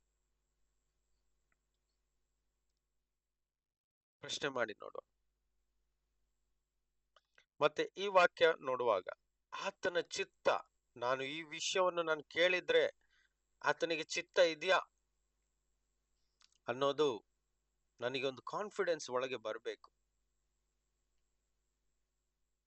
ಈ ನಾನು ಕೇಳಲಿಕ್ಕೆ ಹೋಗ್ತಿರೋ ಪ್ರಾರ್ಥನೆ ಅಂದ್ರೆ ಒಬ್ಬರಿಗೆ ರೋಗ ಇದೆ, ಅವರಿಗೆ ಸೌಖ್ಯ ಆಗ್ಬೇಕು. ಇದು ದೇವರ ಚಿತ್ತನ? ಖಂಡಿತ. ರೋಗ ಸೌಖ್ಯವಾಗಬೇಕು ಎಂಬುದು ದೇವರ ಚಿತ್ತ. ಯಾರಿಗೋ ಒಬ್ರಿಗೂ ಬಂಧನ ಇದೆ, ಅದು ಬಿಡಿಸ್ಬೇಕು. ಇದು ದೇವರ ಚಿತ್ತನ? ಖಂಡಿತವಾಗಿ ದೇವರ ಚಿತ್ತ. ಒಬ್ಬನಿಗೆ ಸುವಾರ್ತೆ ಕೊಡಬೇಕು, ಆತನನ್ನು ಕ್ರಿಸ್ತ ನಂಬಿಕೆಯಲ್ಲಿ ಕೊಂಡು ಬರಬೇಕು. ಇದು ದೇವರ ಚಿತ್ತನ? ಖಂಡಿತ ದೇವರ ಚಿತ್ತ. ಯಾರೋ ಒಬ್ರು ಬಡವರಾಗಿದ್ದಾರೆ, ಅವರಿಗೇನೋ ಒಂದು ಧನ ಸಹಾಯ ಬೇಕು, ಅವರಿಗೋಸ್ಕರ ಪ್ರಾರ್ಥನೆ ಮಾಡೋದು ದೇವರ ಚಿತ್ತನ? ಖಂಡಿತ ದೇವರ ಚಿತ್ತ. ಯಾರ್ದೋ ಮದುವೆ ಬ್ರೇಕ್ ಆಗ್ಲಿಕ್ಕೆ ತಯಾರಾಗ್ತಾ ಇದೆ, ಡಿವೋರ್ಸಿಗೆ ಮುಂದೆ ಹೋಗ್ತಾ ಇದೆ, ಅವರನ್ನು ಬಿಡಿಸಿ ಒಂದು ಪಡಿಸುವಂತದ್ದು ದೇವರ ಚಿತ್ತನ? ಖಂಡಿತ ದೇವರ ಚಿತ್ತ. ಸುಮ್ನೆ ಜಗಳ ಆಡ್ಕೊಂಡು ಚಿಕ್ಕ ವಿಷಯಕ್ಕೆಲ್ಲ ಬೇರೆ ಆಗ್ಲಿಕ್ಕೆ ನೋಡ್ತಾರೆ. ಎಷ್ಟೋ ಆಗ್ತಾ ಇದೆ, ಅದೊಂಥರ ಟ್ರೆಂಡ್ ಆಗ್ಬಿಟ್ಟಿದೆ ಇವಾಗ. ತಪ್ಪು ಮಾಡಬಾರ್ದು, ತುಂಬಾ ಕೇರ್ಫುಲ್ ಆಗಿರ್ಬೇಕು. ಅವರನ್ನು ಒಂದು ಪಡಿಸುವುದು ದೇವರ ಚಿತ್ತ. Price the lord. ಸೊ ಈ ರೀತಿ ದೇವರ ಚಿತ್ತ ಅನುಸಾರವಾಗಿರುವಂತಹ ಯಾವುದೇ ಪ್ರಾರ್ಥನೆಯನ್ನು ನಾವು ಬೇಡಿಕೊಳ್ಳುವಾಗ ಆತನು ಆ ಪ್ರಾರ್ಥನೆ ಕೇಳುತ್ತಾನೆಂಬ ಧೈರ್ಯ ನಮಗಿರ್ಬೇಕು. ಆ ಧೈರ್ಯ ಇದೆಯೇ ಇವತ್ತು? ಅದೇ ಕಾನ್ಫಿಡೆನ್ಸ್ ನಮ್ಮಲ್ಲಿ ಉಂಟಾ? ಆ ಧೈರ್ಯ, ಪೂರ್ಣ ಧೈರ್ಯ ಉಂಟಾ? ನನ್ನಪ್ಪ ಕೇಳ್ತಾನೆ, ನಮ್ಮ ಪರಲೋಕದ ತಂದೆ ಖಂಡಿತವಾಗಿ ನನ್ನ ವಿಜ್ಞಾಪನೆ ಕೇಳ್ತಾರೆ ಎಂಬ ವಿಷಯ ನನ್ನೊಳಗೆ ಸ್ಪಷ್ಟವಾಗಿರ್ಬೇಕು. ಅದೇ ಕಾನ್ಫಿಡೆನ್ಸ್, ಶ್ಯೂರಿಟಿ, ಪಕ್ಕ, ಮುದ್ದಂ. ಇನ್ನೇನ್ ಶಬ್ದಗಳಿದೆ ಹೇಳಿ? Praise the Lord. ಕರ್ತನಿಗೆ ಸ್ತೋತ್ರ. ಆಮೆನ್. ಸೊ ಈ ರೀತಿಯಾದ ಒಂದು ಕಾನ್ಫಿಡೆನ್ಸ್ ಅನ್ನು ನಾವು ಬೆಳೆಸಬೇಕಾದ್ರೆ ಆತದ ಚಿತ್ತದ ಅನುಸಾರವಾಗಿ ನಾವು ದಿನಾಲು ನಡಿಬೇಕು. ಅಪ್ಪ, ನಿನ್ ಚಿತ್ತ ಅಲ್ವಾ ಇದು? ನಾನು ಮಾಡ್ತೀನಿ, ನಾನು ಒಳ್ಳೆಯವನಾಗಿ ಜೀವಿಸ್ತೇನೆ, ನನ್ನಲ್ಲಿರುವಂತ ಎಲ್ಲಾ ಕೆಟ್ಟತನ ಹೊರಗೆ ಹೋಗ್ಬೇಕು ದೇವ, ನನ್ನಲ್ಲಿ ಸ್ವಲ್ಪ ಕೂಡ ಕಳಂಕ ಇರಬಾರ್ದು, ಸ್ವಲ್ಪ ಕೂಡ ಕಳಂಕ ಇರಬಾರ್ದು. ನಾನು ದಿನೇ ನೀತಿವಂತನಾಗ್ತಾ ಇರ್ಬೇಕು. ಅದಕ್ಕೋಸ್ಕರ ಯೇಸು ನಮಗೋಸ್ಕರ ಕಾಲ್ವಾರಿ ಶಿಲುಬೆ ಮೇಲೆ ಪ್ರಾಣ ಕೊಟ್ಟದ್ದು. ನಾವು ನೀತಿವಂತರಾಗಿ ಬದುಕಬೇಕು, ನಾವು ಪರಿಶುದ್ಧರಾಗಬೇಕು, ಆತನನ್ನು ಮೆಚ್ಚುಗೆ ಪಡಿಸ್ಬೇಕು, ಆತನ ಒಳ್ಳೆ ಮಕ್ಕಳಾಗಿ ಜೀವಿಸ್ಬೇಕು. ಒಳ್ಳೆಯವರಾದಾಗ ಎಷ್ಟು ಸಮಾಧಾನ, ಎಷ್ಟು ನೆಮ್ಮದಿ, ಎಷ್ಟು ಆಶೀರ್ವಾದ ನಮ್ಮ ಜೀವಿತದಲ್ಲಿ ಇರುತ್ತದೆ ಅಲ್ವಾ? ಎಷ್ಟು ಪೀಸ್ಫುಲ್ ಲೈಫ್. ಎಲ್ಲರೂ ಆಸೆ ಪಡೋದು ಅಷ್ಟೇ, ಪೀಸ್ಫುಲ್ ಲೈಫ್. ಈ ಭೂಮಿಯಲ್ಲೂ ಮತ್ತು ಈ ಲೋಕವನ್ನು ಬಿಟ್ಟ ನಂತರವು ಪೀಸ್ಫುಲ್ ಲೈಫ್.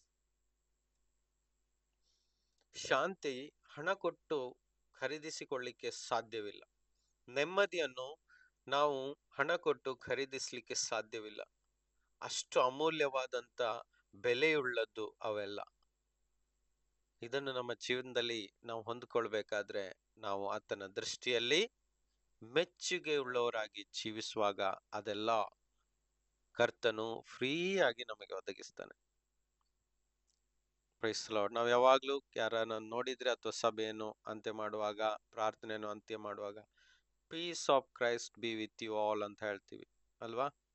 ಕರ್ತನ ಶಾಂತಿಯು ನಿನ್ನಲ್ಲಿರಲಿ ಅಥವಾ ನಿಮ್ಮಲ್ಲಿರಲಿ, ನಮ್ಮೆಲ್ಲರ ಮಧ್ಯದಲ್ಲಿರಲಿ, ನಮ್ಮ ಜೀವಿತದಲ್ಲಿರಲಿ ಅಂತ ಹೇಳ್ತೀವಿ.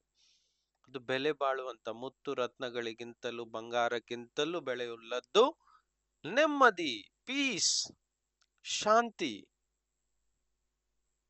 ಅದು ಬೇಕಾ? ಆತನ ಚಿತ್ತದಂತೆ ನಾವು ನಡ್ಕೊಳ್ಬೇಕು. ಆಮೆನ್. ಅಪೂರ್ಣ ಧೈರ್ಯ ನಮ್ಮಲ್ಲಿ ಇರಬೇಕು. ಇನ್ನೊಂದು ವಾಕ್ಯ,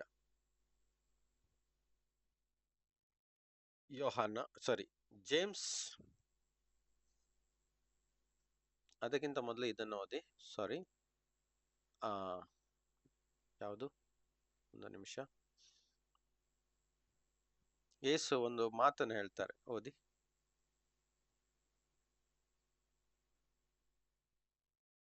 ಈ ಮಾತನ್ನು ಓದಿ. ಜಾನ್ 8:29.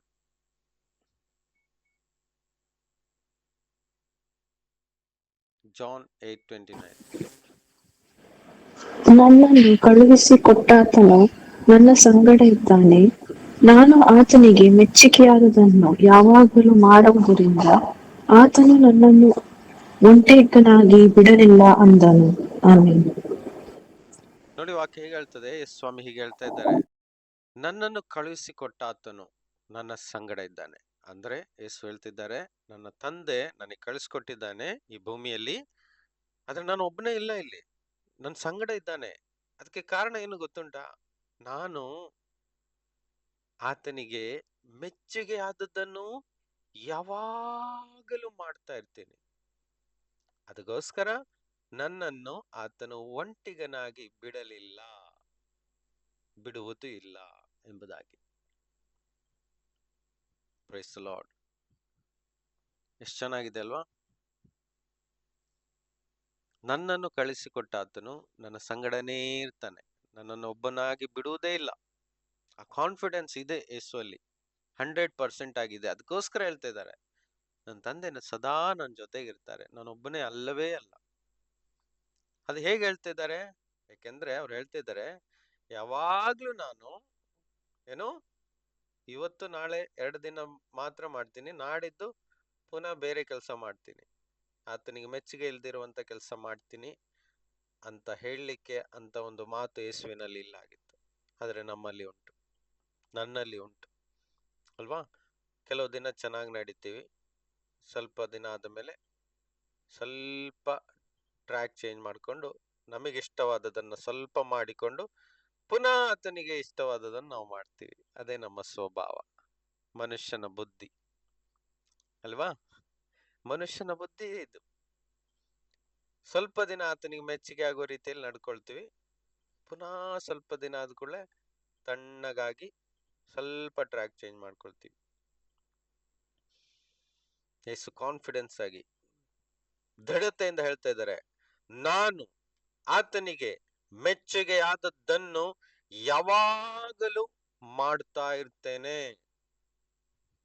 ಅದಕ್ಕೋಸ್ಕರ ತಂದೆ ನನ್ನ ಜೊತೆಯಲ್ಲಿದ್ದಾರೆ, ನನ್ನನ್ನು ಒಬ್ಬನಾಗಿ ಬಿಡ್ಲಿಲ್ಲ, ನನ್ನನ್ನು ಒಂಟಿಯಾಗಿ ಬಿಡ್ಲಿಲ್ಲ ಅಂತ ಅಷ್ಟು ಧೈರ್ಯದಿಂದ ಹೇಳ್ತಾ ಇದ್ದಾರೆ. ಆ ಧೈರ್ಯ ಇವತ್ತು ನಮ್ಮಲ್ಲಿ ಇರ್ಬೇಕು. ನಾವು ಒಬ್ಬರೇ ಅಲ್ಲ, ಕರ್ತನು ರಾಜಾದಿರಾಜನು ನಮ್ಮೊಳಗಿದ್ದಾನೆ, ನನ್ನ ಜೊತೆಯಲ್ಲಿದ್ದಾನೆ, ನಾವು ಒಬ್ಬರಾಗಿಲ್ಲ ಅಂತ ಹೇಳಲಿಕ್ಕೆ ಧೈರ್ಯ ನಮ್ಮಲ್ಲಿ ಉಂಟಾ?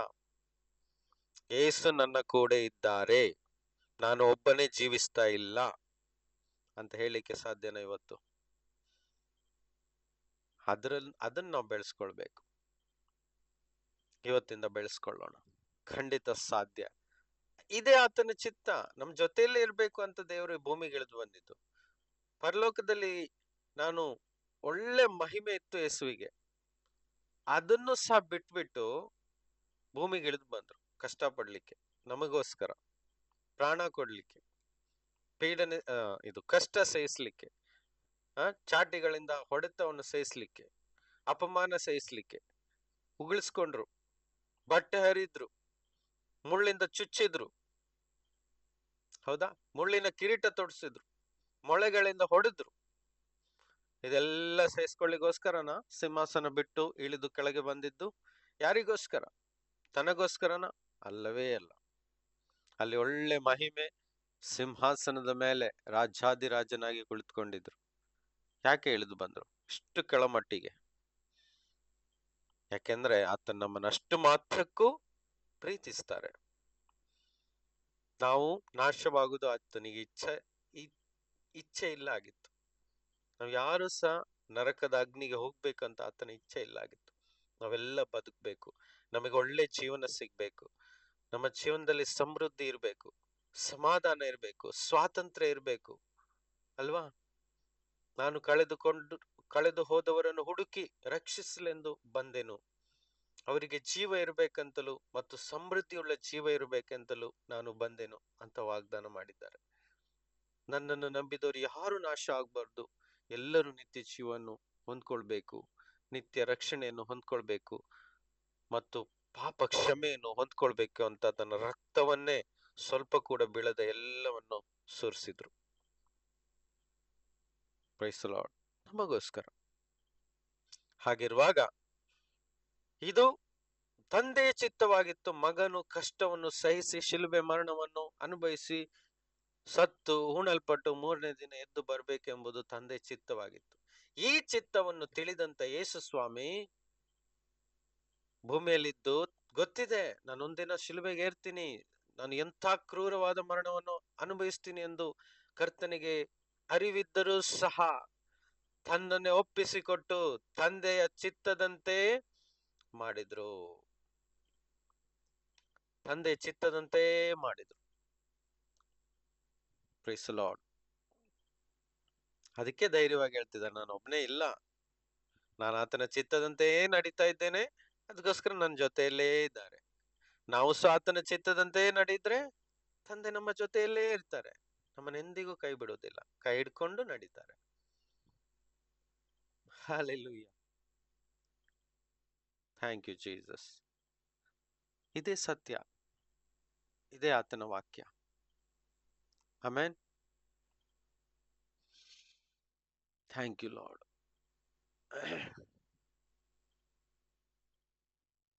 ಈ ವಾಕ್ಯವನ್ನು ಓದುವ. ನಾವು ಈ ವಾಕ್ಯ ಓದಿದೀವಲ್ಲ, ಭಕ್ತಿಹೀನರ ಪ್ರಾರ್ಥನೆಯನ್ನು ದೇವರು ಕೇಳುವುದಿಲ್ಲ ಅಂತ. ಓದಿದ್ವಿ brother. Yes, okay. Colossians 1:10. Colossians 1:10.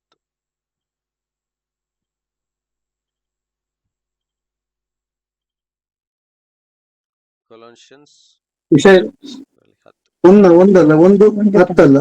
1:10. ಕರ್ತನ ಚಿತ್ತದ ವಿಷಯವಾದ ತಿಳುವಳಿಕೆಯಿಂದ ತುಂಬಿಕೊಂಡು ಆತನಿಗೆ ಯೋಗ್ಯರಾಗಿ ನಡೆದು ಎಲ್ಲಾ ವಿಧದಲ್ಲಿ ಆತನನ್ನು ಸಂತೋಷ ಪಡೆಯಬೇಕೆಂತಲೂ ನೀವು ಸಕಲ ಸತ್ಕಾರ್ಯವೆಂಬ ಫಲವನ್ನು ಕೊಡುತ್ತಾ ದೇವಜ್ಞಾನದಿಂದ ಅಭಿವೃದ್ಧಿಯಾಗುತ್ತಿರಬೇಕೆಂತಲೂ ಆತನು ಮಹಿಮಾಶಕ್ತಿಯ ಪ್ರಕಾರ ಪರಿಪೂರ್ಣ ಹೊಂದಿ ಬಲಿಷ್ಠರಾಗಿ ಆನಂದಪೂರ್ವಕವಾದ ತಾಳ್ಮೆಯನ್ನು ದೀರ್ಘ ಶಾಂತಿಯನ್ನು ಯಾವಾಗಲೂ ತೋರಿಸಬೇಕು. ಒಂದೇ ವಾಕ್ಯ. 10ನೇ ವಾಕ್ಯ ಹೀಗೆ ಹೇಳ್ತದೆ, ಕರ್ತನ ಚಿತ್ತದ ವಿಷಯವಾದ ತಿಳುವಳಿಕೆಯಿಂದ ತುಂಬಿಕೊಂಡು ಆತನಿಗೆ ಯೋಗ್ಯರಾಗಿ ನಡೆದು ಎಲ್ಲಾ ವಿಧದಲ್ಲಿ ಆತನನ್ನು ಸಂತೋಷಪಡಿಸುವವರಾಗಿರಬೇಕೆಂತಲೂ ನೀವು ಸಕಲ ಸತ್ಕಾರ್ಯವೆಂಬ ಫಲವನ್ನು ಕೊಡುತ್ತಾ, ಮ್ಯೂಟ್ ಮಾಡ್ತೀರಾ, ಕೊಡುತ್ತಾ ದೇವ ಜ್ಞಾನದಿಂದ ಅಭಿವೃದ್ಧಿ ಆಗುತ್ತೀರಿ. ನೋಡಿ, ನಮ್ಮ ಜೀವನದಲ್ಲಿ ಸಕಲ ಸತ್ಕಾರ್ಯವೆಂಬ ಫಲವನ್ನು ನಾವು ಕೊಡ್ತಾ ಇರಬೇಕು. ಅದು ಯಾವಾಗ ಸಾಧ್ಯ? ನಮ್ಮ ಜೀವನದಲ್ಲಿ ಒಳ್ಳೆ ಫಲಗಳು ಕಂಡು ಬರಬೇಕು, ಅಭಿವೃದ್ಧಿ ಕಂಡು ಬರಬೇಕು. ಅದು ಯಾವಾಗ ಸಾಧ್ಯ? ದೇವರ ವಿಷಯ, ಕರ್ತನ ವಿಷಯ. ಯಾವ ವಿಷಯ? ಕರ್ತನ ಚಿತ್ತದ ವಿಷಯ, ಆತನ ಚಿತ್ತ. ಪುನಃ ಅಲ್ಲಿಗೆ ಬರ್ತಾ ಇದ್ದೀವಿ. ಆತನ ಚಿತ್ತ ಏನೆಂಬುದನ್ನು ಒಂದೊಂದಾಗಿ ತಿಳಿದುಕೊಂಡು ಅದರಿಂದ ತುಂಬಿಕೊಂಡು ಆತನಿಗೆ ಯೋಗ್ಯವಾದ ರೀತಿಯಲ್ಲಿ ನಾವು ನಡೆಯುವುದಾದ್ರೆ, ಅದು ಸಹ ಎಲ್ಲಾ ವಿಧದಲ್ಲಿ ಯೋಗ್ಯರಾಗಿ ನಡೆಯುವುದಾದ್ರೆ, ಮತ್ತು ಅಂಡರ್ಲೈನ್, ಆತನನ್ನು ಸಂತೋಷಪಡಿಸುವರಾದರೆ. ನೋಡಿ, ಇಲ್ಲಿ ಆತನಿಗೆ ಒಂದು ಯೋಗ್ಯರಾಗಿ ನಡಿಬೇಕು, ಎರಡನೇದಾಗಿ ಸಂತೋಷ ಪಡಿಸುವವರಾಗಬೇಕು. Praise the Lord. ನೋಡಿ, ನಮ್ಮ ಜೀವನದಲ್ಲಿ, ನಮ್ಮ ಬದುಕಿನಲ್ಲಿ ನಾವು ನಮ್ಮ ತಂದೆ ತಾಯಿಯವ್ರನ್ನು, ಫ್ರೆಂಡ್ಸ್ಗಳನ್ನು, ನಮ್ಮ ಸಹೋದರರನ್ನು ಅಥವಾ ಸಹೋದರಿಯನ್ನು, ಅಥವಾ ನಮ್ಮ ಬಾಳ ಸಂಗಾತಿಯನ್ನು, ಅಥವಾ ನಮ್ಮ ಮಕ್ಕಳನ್ನು, ಅಥವಾ ಒಳ್ಳೆ ಸ್ನೇಹಿತರನ್ನು ನಾವು ಸಂತೋಷ ಪಡಿಸ್ಲಿಕ್ಕೆ ಏನೆಲ್ಲ ಕಾರ್ಯಗಳನ್ನು ಮಾಡ್ತೀವಿ. ಯಾರ್ದಾದ್ರೂ ಬರ್ಡೇ ಇದೆ ಅಂತ ಹೇಳಿದ ಕೂಡಲೇ ಅವರಿಗೋಸ್ಕರ ಒಳ್ಳೆ ಉಡುಗೊರೆಯನ್ನು ತೆಗೆದುಕೊಂಡು ಹೋಗ್ಬೇಕು, ಕೊಡ್ಬೇಕು, ಒಳ್ಳೆ ಗಿಫ್ಟ್ ಕೊಡ್ಬೇಕು ಅಂತ ನಾವು ಪ್ಲಾನ್ ಮಾಡ್ತೀವಿ ಅಲ್ವಾ? ಹೇಳಿ. ನಾವು ಬಹಳವಾಗಿ ಇಷ್ಟಪಡುವವರನ್ನು ಹೋಗಿ ಭೇಟಿ ಆಗುವಾಗ ಏನಾದ್ರೂ ಅವರಿಗೆ ಒಳ್ಳೆ ಗಿಫ್ಟ್ಗಳನ್ನು ತೆಗೆದುಕೊಂಡು ಹೋಗ್ತೀವಿ. So why? ಅವ್ರು ಸಂತೋಷವಾಗ್ತಾರೆ ಅಂತ ಅಲ್ವಾ? ಅವ್ರನ್ನ ಸಂತೋಷ ಪಡಿಸ್ಲಿಕ್ಕೆ ಏನಾದ್ರೂ ಒಂದು ಸರ್ಪ್ರೈಸ್ ಸಹ ಮಾಡ್ತೀವಿ, ಕೆಲವೊಮ್ಮೆ ಸರ್ಪ್ರೈಸ್ ಸಹ ಮಾಡ್ತೀವಿ ಅಲ್ವಾ? ಸೇಮ್ ವೇ ನಾವು ನಮ್ಮ ಮಕ್ಕಳನ್ನು ಕೆಲವೊಮ್ಮೆ ಸರ್ಪ್ರೈಸ್ ಮಾಡ್ತೀವಿ. ಅವ್ರಿಗೆ ಇಷ್ಟವಾದದ್ದನ್ನು ತಂದು ನಾವು ಅವರಿಗೆ ಕೊಡುವಾಗ ಅವರಿಗೆ ಸಂತೋಷವಾಗ್ತದೆ. ಸೊ ಹಾಗಾದ್ರೆ ಇವತ್ತು ಕರ್ತನ್ ನಮ್ಮನ್ನು 100% ಯಾವಾಗ್ಲೂ ಸರ್ಪ್ರೈಸ್ ಮಾಡೇ ಮಾಡ್ತಾರೆ, ಮಾಡ್ತಾನೆ ಬಂದಿದ್ದಾರೆ. ಅದಕ್ಕೆ ಸಾಕ್ಷಿ ಇವತ್ತು ನಾವು ಬದುಕ್ತಾ ಚೆನ್ನಾಗಿದ್ದೇವೆ ಭೂಮಿಯಲ್ಲಿ, ಹೌದಾ? ಅನೇಕರು ದೊಡ್ಡ ದೊಡ್ಡ ರೋಗಕ್ಕೆ ಈಡಾಗಿ ಮರಣವನ್ನೇ ಸಹ ಹೊಂದಿದ್ದಾರೆ. ಹಾಗಿರುವಾಗ ಇವತ್ತು ನಾವು ಸಂತೋಷವಾಗಿ ಬದುಕ್ತಾ ಇದ್ದೇವೆ. ಚಿಕ್ಕ ಪುಟ್ಟ ಕೊರತೆಗಳು ಇರಬಹುದು, ಆದ್ರೆ ನಾವು ಬದುಕ್ತಾ ಇದ್ದೇವೆ. ನಮಗೆ ದೊಡ್ಡ ಸಂತೋಷ, ಕರ್ತನ ರಾಜ್ಯದಲ್ಲಿ ನಮಗೆ ಅವಸರ ಸಿಕ್ಕಿದೆ. ಕೋಟಿಗಟ್ಟಲೆ ಜನಗಳ ಮಧ್ಯದಿಂದ ನನ್ನನ್ನು, ನಮ್ಮ ಒಬ್ಬೊಬ್ಬರನ್ನು ಆರಿಸಿ ಆ ಮಹಾ ಅವಸರವನ್ನು ನಮಗೆ ಕೊಟ್ಟಿರುವಾಗ ನಾವು ಎಷ್ಟು ಸಂತೋಷ ಪಡ್ಬೇಕು. ಹೀಗಿರುವಲ್ಲಿ ಆತನಿಗೆ ಏನೋ ಸಂತೋಷಗಳಿದೆ ಅಂತ ನಾವು ಕಂಡುಹಿಡಿದು, ಅದೇ ಆತನ ಚಿತ್ತ, ಅದೇ ಆತನ ವಾಕ್ಯದಲ್ಲಿ ಕಂಡು ಬರ್ತದೆ. ಅದನ್ನು ನಾವು ಮಾಡುವಾಗ ಆತನು ಸಂತೋಷಗೊಳ್ತಾರೆ, ಅವಸರಗಳು ಸಿಗ್ತದೆ. ಹೌದಾ? ಕ್ಷಮಿಸುವಂತ ಅವಸರಗಳು, ಕ್ಷಮಿಸುವಾಗ ಆತನಿಗೆ ಸಂತೋಷವಾಗ್ತದೆ. ಪರರನ್ನು ಪ್ರೀತಿಸುವಾಗ ಆತನಿಗೆ ಸಂತೋಷವಾಗ್ತದೆ. ಅರ್ಥ ಆಗ್ತಾ ಇದೆಯಾ? ಅನೇಕರನ್ನು ಸಹಿಸಿಕೊಂಡು ಹೋಗುವಾಗ ಆತನಿಗೆ ಸಂತೋಷವಾಗ್ತದೆ.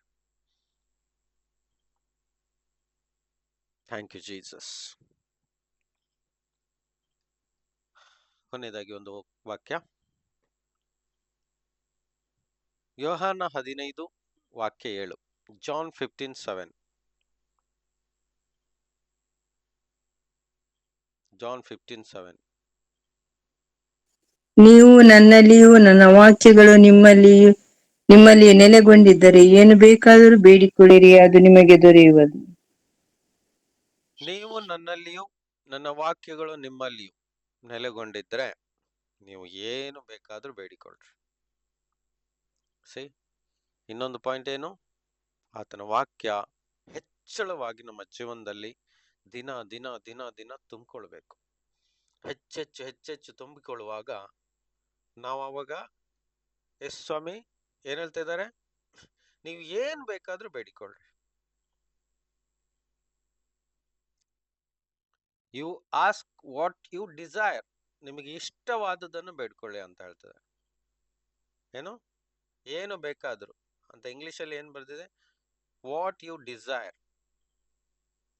ನಿಮಗೆ ಏನೆಲ್ಲ ಡಿಸೈರ್ಗಳಿದಾವೆ, ಆಸೆಗಳಿದಾವೆ, ಅದನ್ನೆಲ್ಲ ನೀವು ಕೇಳಿ ಅಂತ. ಡಿಸೈರ್ ಅಂದ್ರೆ ಆಸೆ ಅಲ್ವಾ? ಎಸ್, ನಿಮ್ಮ ಆಸೆಗಳೇನಿದೆಯೋ ಅದನ್ನೆಲ್ಲ ನೀವು ಕೇಳ್ಕೊಳ್ಳಿ. ಅಂದ್ರೆ ತಪ್ಪಾದ ಆಸೆ ಅಲ್ಲ, ದೇವರ ಚಿತ್ತ ಮೀರಿ ಹೋಗ್ಲಿಕ್ಕಿಲ್ಲ. ಆತನ ದೃಷ್ಟಿಯಲ್ಲಿ ಯಾವುದು ಸರಿಯಾಗಿದೆ. ನೋಡಿ, ನಮ್ಮ ಜೀವನದಲ್ಲಿ ಏನೇನ್ ಬೇಕೆಂಬುದು ಕರ್ತನಿಗೆ ಗೊತ್ತಿದೆ. ಭೂಮಿಯಲ್ಲಿ ನಮಗೆ ಒಂದು ಬದುಕು ಕೊಟ್ಟಿದ್ದಾದ್ರೆ ಖಂಡಿತವಾಗಿ ನಮಗೆ ಬದುಕಲಿಕ್ಕೆ ಬೇಕಾದಂತ ಆಹಾರ, ಬಟ್ಟೆ, ವಸತಿ, ಸಮಾಧಾನ, ಬಾಳ ಸಂಗಾತಿ, ಫ್ಯಾಮಿಲಿ, ಇವೆಲ್ಲ ಅವಶ್ಯಕತೆ ಅಲ್ವಾ? ಕೊಡ್ತಾರೆ. ಸೊ ಇದನ್ನೆಲ್ಲ ಕೇಳಿ ಅಂತ ಹೇಳ್ತಾ ಇದ್ದಾರೆ. ಬಟ್ ಕಂಡೀಷನ್ ಅಲ್ಲಿ ಇಟ್ಟಿದ್ದಾರೆ. ಆತನ ವಾಕ್ಯ ನಮ್ಮಲ್ಲಿರ್ಬೇಕು. ಈ ಕಂಡೀಷನ್ ಒಳ್ಳೆ ಕಂಡೀಷನ್, ತಪ್ಪಾದ ಕಂಡೀಷನ್? ಈ ಕಂಡೀಷನ್ ಏನಾದ್ರೂ ನಮ್ಗೆ ಹಾರ್ಡ್ ವರ್ಕ್ ಮಾಡ್ಲಿಕ್ಕೆ ಹೇಳಿದಾರ? ಇಲ್ಲ. ಹಾರ್ಡ್ ವರ್ಕ್ ಮಾಡ್ಲಿಕ್ಕೆ ಹೇಳಿದಾರ? ಇಲ್ಲಿ ನಮ್ಮ ಊರಿಂದ ಕನ್ಯಾಕುಮಾರಿ ತನಕ ಪಾದಯಾತ್ರೆ ಮಾಡ್ಲಿಕ್ಕೆ ಹೇಳಿದಾರ? ಅದು ಹಾರ್ಡ್ ವರ್ಕ್. ಅಥವಾ ಕಾಶ್ಮೀರ ತನಕ ಪಾದಯಾತ್ರೆ ಮಾಡ್ಲಿಕ್ಕೆ ಹೇಳಿದಾರ? ಅದು ಹಾರ್ಡ್ ವರ್ಕ್. ಉರುಳು ಸೇವೆ ಮಾಡ್ಲಿಕ್ಕೆ ಹೇಳಿದಾರ? ಅದು ಹಾರ್ಡ್ ವರ್ಕ್. ಇದೇನು ಹೇಳಿಲ್ಲ, ಇದೆಲ್ಲ ತಪ್ಪು. ಆದ್ರೆ ಅದನ್ನ ನಾನು ಹೇಳಿದ ಮಾತುಗಳು, ಅದನ್ನ ನೀವು ಅನುಸರಿಸಿದ್ರೆ, ನಿಮ್ಮ ಒಳಗಿದ್ಕೊಂಡ್ರೆ, ನಿಮ್ಮ ದಿನನಿತ್ಯದ ಜೀವಿತದಲ್ಲಿ, ದಿನನಿತ್ಯದ ನಿಮ್ಮ ಬಾಯಿ ಮಾತಲ್ಲಿ, ದಿನನಿತ್ಯದ ನಿಮ್ಮ ಆಲೋಚನೆಯಲ್ಲಿ, ನಿಮ್ಮ ಕಾರ್ಯದಲ್ಲಿ, ನಿಮ್ಮ ವರ್ತನೆಯಲ್ಲಿ, ನಿಮ್ಮ ಸ್ವಭಾವದಲ್ಲಿ ನನ್ನ ವಾಕ್ಯ ನೆಲೆಗೊಂಡಿದ್ದರೆ, ನೀವು ಆಸೆ ಪಡುವುದೆಲ್ಲವನ್ನು ನೀವು ಕೇಳಿಕೊಳ್ಳಿರಿ, ಅದು ನಿಮಗೆ ದೊರಕುವುದು. It shall be done for you. Done ಅಂತ ಹೇಳಿದ್ದಾರೆ. ಇದು ನಿಮಗೋಸ್ಕರ ಆಗುವುದು. It shall be done. ಇದು ಆತನ ಪ್ರಾಮಿಸ್. ಇದಕ್ಕಿಂತ ದೊಡ್ಡ ಪ್ರಾಮಿಸ್ ಏನಿದೆ ಹೇಳಿ? ನಾವು ಕೆಲವೊಮ್ಮೆ ಹಳೆ ಒಡಂಬಡಿಕೆಗೆಲ್ಲ ಹೋಗ್ಬಿಟ್ಟು ಒಳ್ಳೊಳ್ಳೆ ಪ್ರಾಮಿಸ್ ವರ್ಡ್ಗಳನ್ನು ಹೆಕ್ಕಿ ತರ್ತೀವಿ. ನನ್ನ ಬಲಗೈ ನಿನ್ನನ್ನು ಎಂದಿಗೂ ಕೈ ಬಿಡದು, ಬೆಂಕಿಯಲ್ಲಿ ನೀನು ನಡೆದರೂ ಸಹ ನಿನ್ನನ್ನು ಕಾಪಾಡಲಿಕ್ಕೆ ಯೆಹೋವನು ಇದ್ದಾನೆ. ಪ್ರಾಮಿಸ್ಗಳು ಎಷ್ಟೆಷ್ಟು ಖುಷಿಯಾಗಿರುವಂತ ಪ್ರಾಮಿಸ್ಗಳು ಹಳೆ ಒಡಂಬಡಿಕೆಯಲ್ಲಿ ಬರೆದಿದೆ. ಹೌದಾ? ಮೊದಲೇನು? ಆತನ ವಾಕ್ಯ ನಮ್ಮ ಜೀವನದಲ್ಲಿ ಇದ್ರೆ ನಮಗೇನು ಆಸೆ ಇದೆಯೋ ಅವನ್ನೆಲ್ಲ ಕೊಡ್ತಾರಂತೆ. ನಮಗೆ ಚಾನ್ಸ್ ಕೊಟ್ಬಿಟ್ಟಿದ್ದಾರೆ. ನಾವು ಪ್ರಾಮಿಸ್ಗಳನ್ನು ಹುಡುಕಿಕೊಂಡು ಹೋಗೋದು ಬೇಡ, ಪ್ರಾಮಿಸ್ ವರ್ಡ್ಗಳನ್ನ ಅಪ್ಲೈ ಮಾಡೋದು ಬೇಡ. ನಾವೇ ಪ್ರಾಮಿಸ್ ಆಗಿದ್ದೇವೆ. ಯಾಕೆ ವಾಕ್ಯ ಹೇಳ್ತದೆ, ಕರ್ತನಾದ ಯೇಸುವಿನಲ್ಲಿ ಎಲ್ಲಾ ವಾಗ್ದಾನಗಳನ್ನು ನಮಗೋಸ್ಕರನೇ ಇಟ್ಟಿದ್ದಾರೆ. ನಾವು ಕೇಳುವುದಕ್ಕಿಂತಲೂ ಯೋಚಿಸುವುದಕ್ಕಿಂತಲೂ ಅಧಿಕವಾಗಿ ಕೊಡ್ಲಿಕ್ಕೆ ಆತನು ತಯಾರಿದ್ದಾರೆ. ಆದ್ರೂ ಇಲ್ಲಿ ಆಪ್ಷನ್ ಕೊಟ್ಟಿದ್ದಾರೆ, ನಿಮಗೇನು ಆಸೆ ಇದೆಯಪ್ಪ ನೀವು ಕೇಳಿ, ಆದ್ರೆ ಕಂಡೀಷನ್ ನನ್ನ ವಾಕ್ಯ ನಿಮ್ಮಲ್ಲಿ ಇರ್ಬೇಕು. ಈ ಕಂಡೀಷನ್ ಹಾರ್ಡ್ ಆಗಿದೆಯಾ, ಈಸಿ ಆಗಿದೆಯಾ? ಒಂದು ವೇಳೆ ಹಾರ್ಡ್ ಆಗಿದೆ ಅಂತ ನಾವ್ ಹೇಳಿದ್ರೆ ತಪ್ಪಾಗತ್ತೆ. ಯಾಕೆ ಹೇಳಿ? ಅವ್ರು ಹೇಳಿದ್ದಾರೆ, ನನ್ನ ನಗವು ಹಗುರವಾದದ್ದು, ನನ್ನ ನಗವು ಹಗುರವಾದದ್ದು, ನನ್ನ ಬಳಿಗೆ ಬನ್ನಿರಿ, ಅದು ತುಂಬಾ ಈಸಿ ಆಗಿದೆ ಅಂತ ಹೇಳಿದ್ದಾರೆ. ಇದನ್ನ ಕಾಪಾಡೋದು, ತನ್ನ ವಾಕ್ಯವನ್ನು ಕಾಪಾಡೋದು ತುಂಬಾ ಈಸಿ. ಹಗುರವಾದ ನಗ, ಅದು ಎತ್ತಿನ ಮೇಲೆ ಇಡ್ತಾರೆ ನೋಡಿ ನಗ, ಅದು ತುಂಬಾ ಕಷ್ಟ. ಅದು ಕುತ್ತಿಗೆ ಮೇಲೆ ಇಟ್ಕೊಂಡು, ಶೋಲ್ಡರ್ ಮೇಲೆ ಇಟ್ಕೊಂಡು ಎಳ್ಕೊಂಡು ಹೋಗ್ಬೇಕು ಮಣ್ಣನ್ನು ಸಡಿಲಪಡಿಸ್ತಾ. ಆದ್ರೆ ಅಂತ ಕಷ್ಟ ಇಲ್ಲ ಯೇಸುವಿನ ವಾಕ್ಯವನ್ನು ಪಾಲಿಸೋದು. ಏನಪ್ಪ ಯೇಸುವಿನ ವಾಕ್ಯ? ಒಬ್ಬರನ್ನೊಬ್ರು ಪ್ರೀತಿಸಿ, ಕ್ಷಮಿಸಿ, ಶಾಂತ ಸ್ವಭಾವವುಳ್ಳವರಾಗಿರಿ, ದೀನ ಮನಸ್ಸುಳ್ಳವರಾಗಿರಿ. ಇದೆಲ್ಲ ಕಷ್ಟನಾ? ಈಸಿ. ಪ್ರೀತಿಸೋದೊಂದೇ ನಂಬರ್ 1. ಪ್ರೀತಿಯಲ್ಲಿ ಎಲ್ಲವೂ ಅಡಕವಾಗಿದೆ. Thank you lord. ನೋಡಿ, ಮುಂದೆ 8ನೇ ವಾಕ್ಯ ಹೇಳ್ತದೆ, ನೀವು ಬಹಳ ಫಲ ಕೊಡುವುದರಿಂದಲೇ. ಅಂದ್ರೆ ನಮ್ಮ ಜೀವನದಲ್ಲಿ ನಾವು ಏನೇನ್ ಕೇಳ್ಕೊಳ್ತೀವೋ ಅದೆಲ್ಲ ನಮ್ಗೆ ಸಿಗುವಾಗ ನಾವು ಬಹಳ ಫಲ ಕೊಡುವರಾಗ್ತೀವಿ. ಆವಾಗ ನನ್ನ ತಂದೆಗೆ, ಅಂದ್ರೆ ನಮ್ಮ ಪರಲೋಕ ತಂದೆಗೆ ಮಹಿಮೆ ಉಂಟಾಗುವುದು ಮತ್ತು ನಾವು ಯೇಸುವಿನ ಶಿಷ್ಯರೆನಿಸಿಕೊಳ್ಳುವೆವು. Praise the Lord. Thank you Jesus. Amen. ಇನ್ನೊಂದು ಲಾಸ್ಟ್ ವಾಕ್ಯ, ಜೇಮ್ಸ್ 5:16. ಜೇಮ್ಸ್ 5:16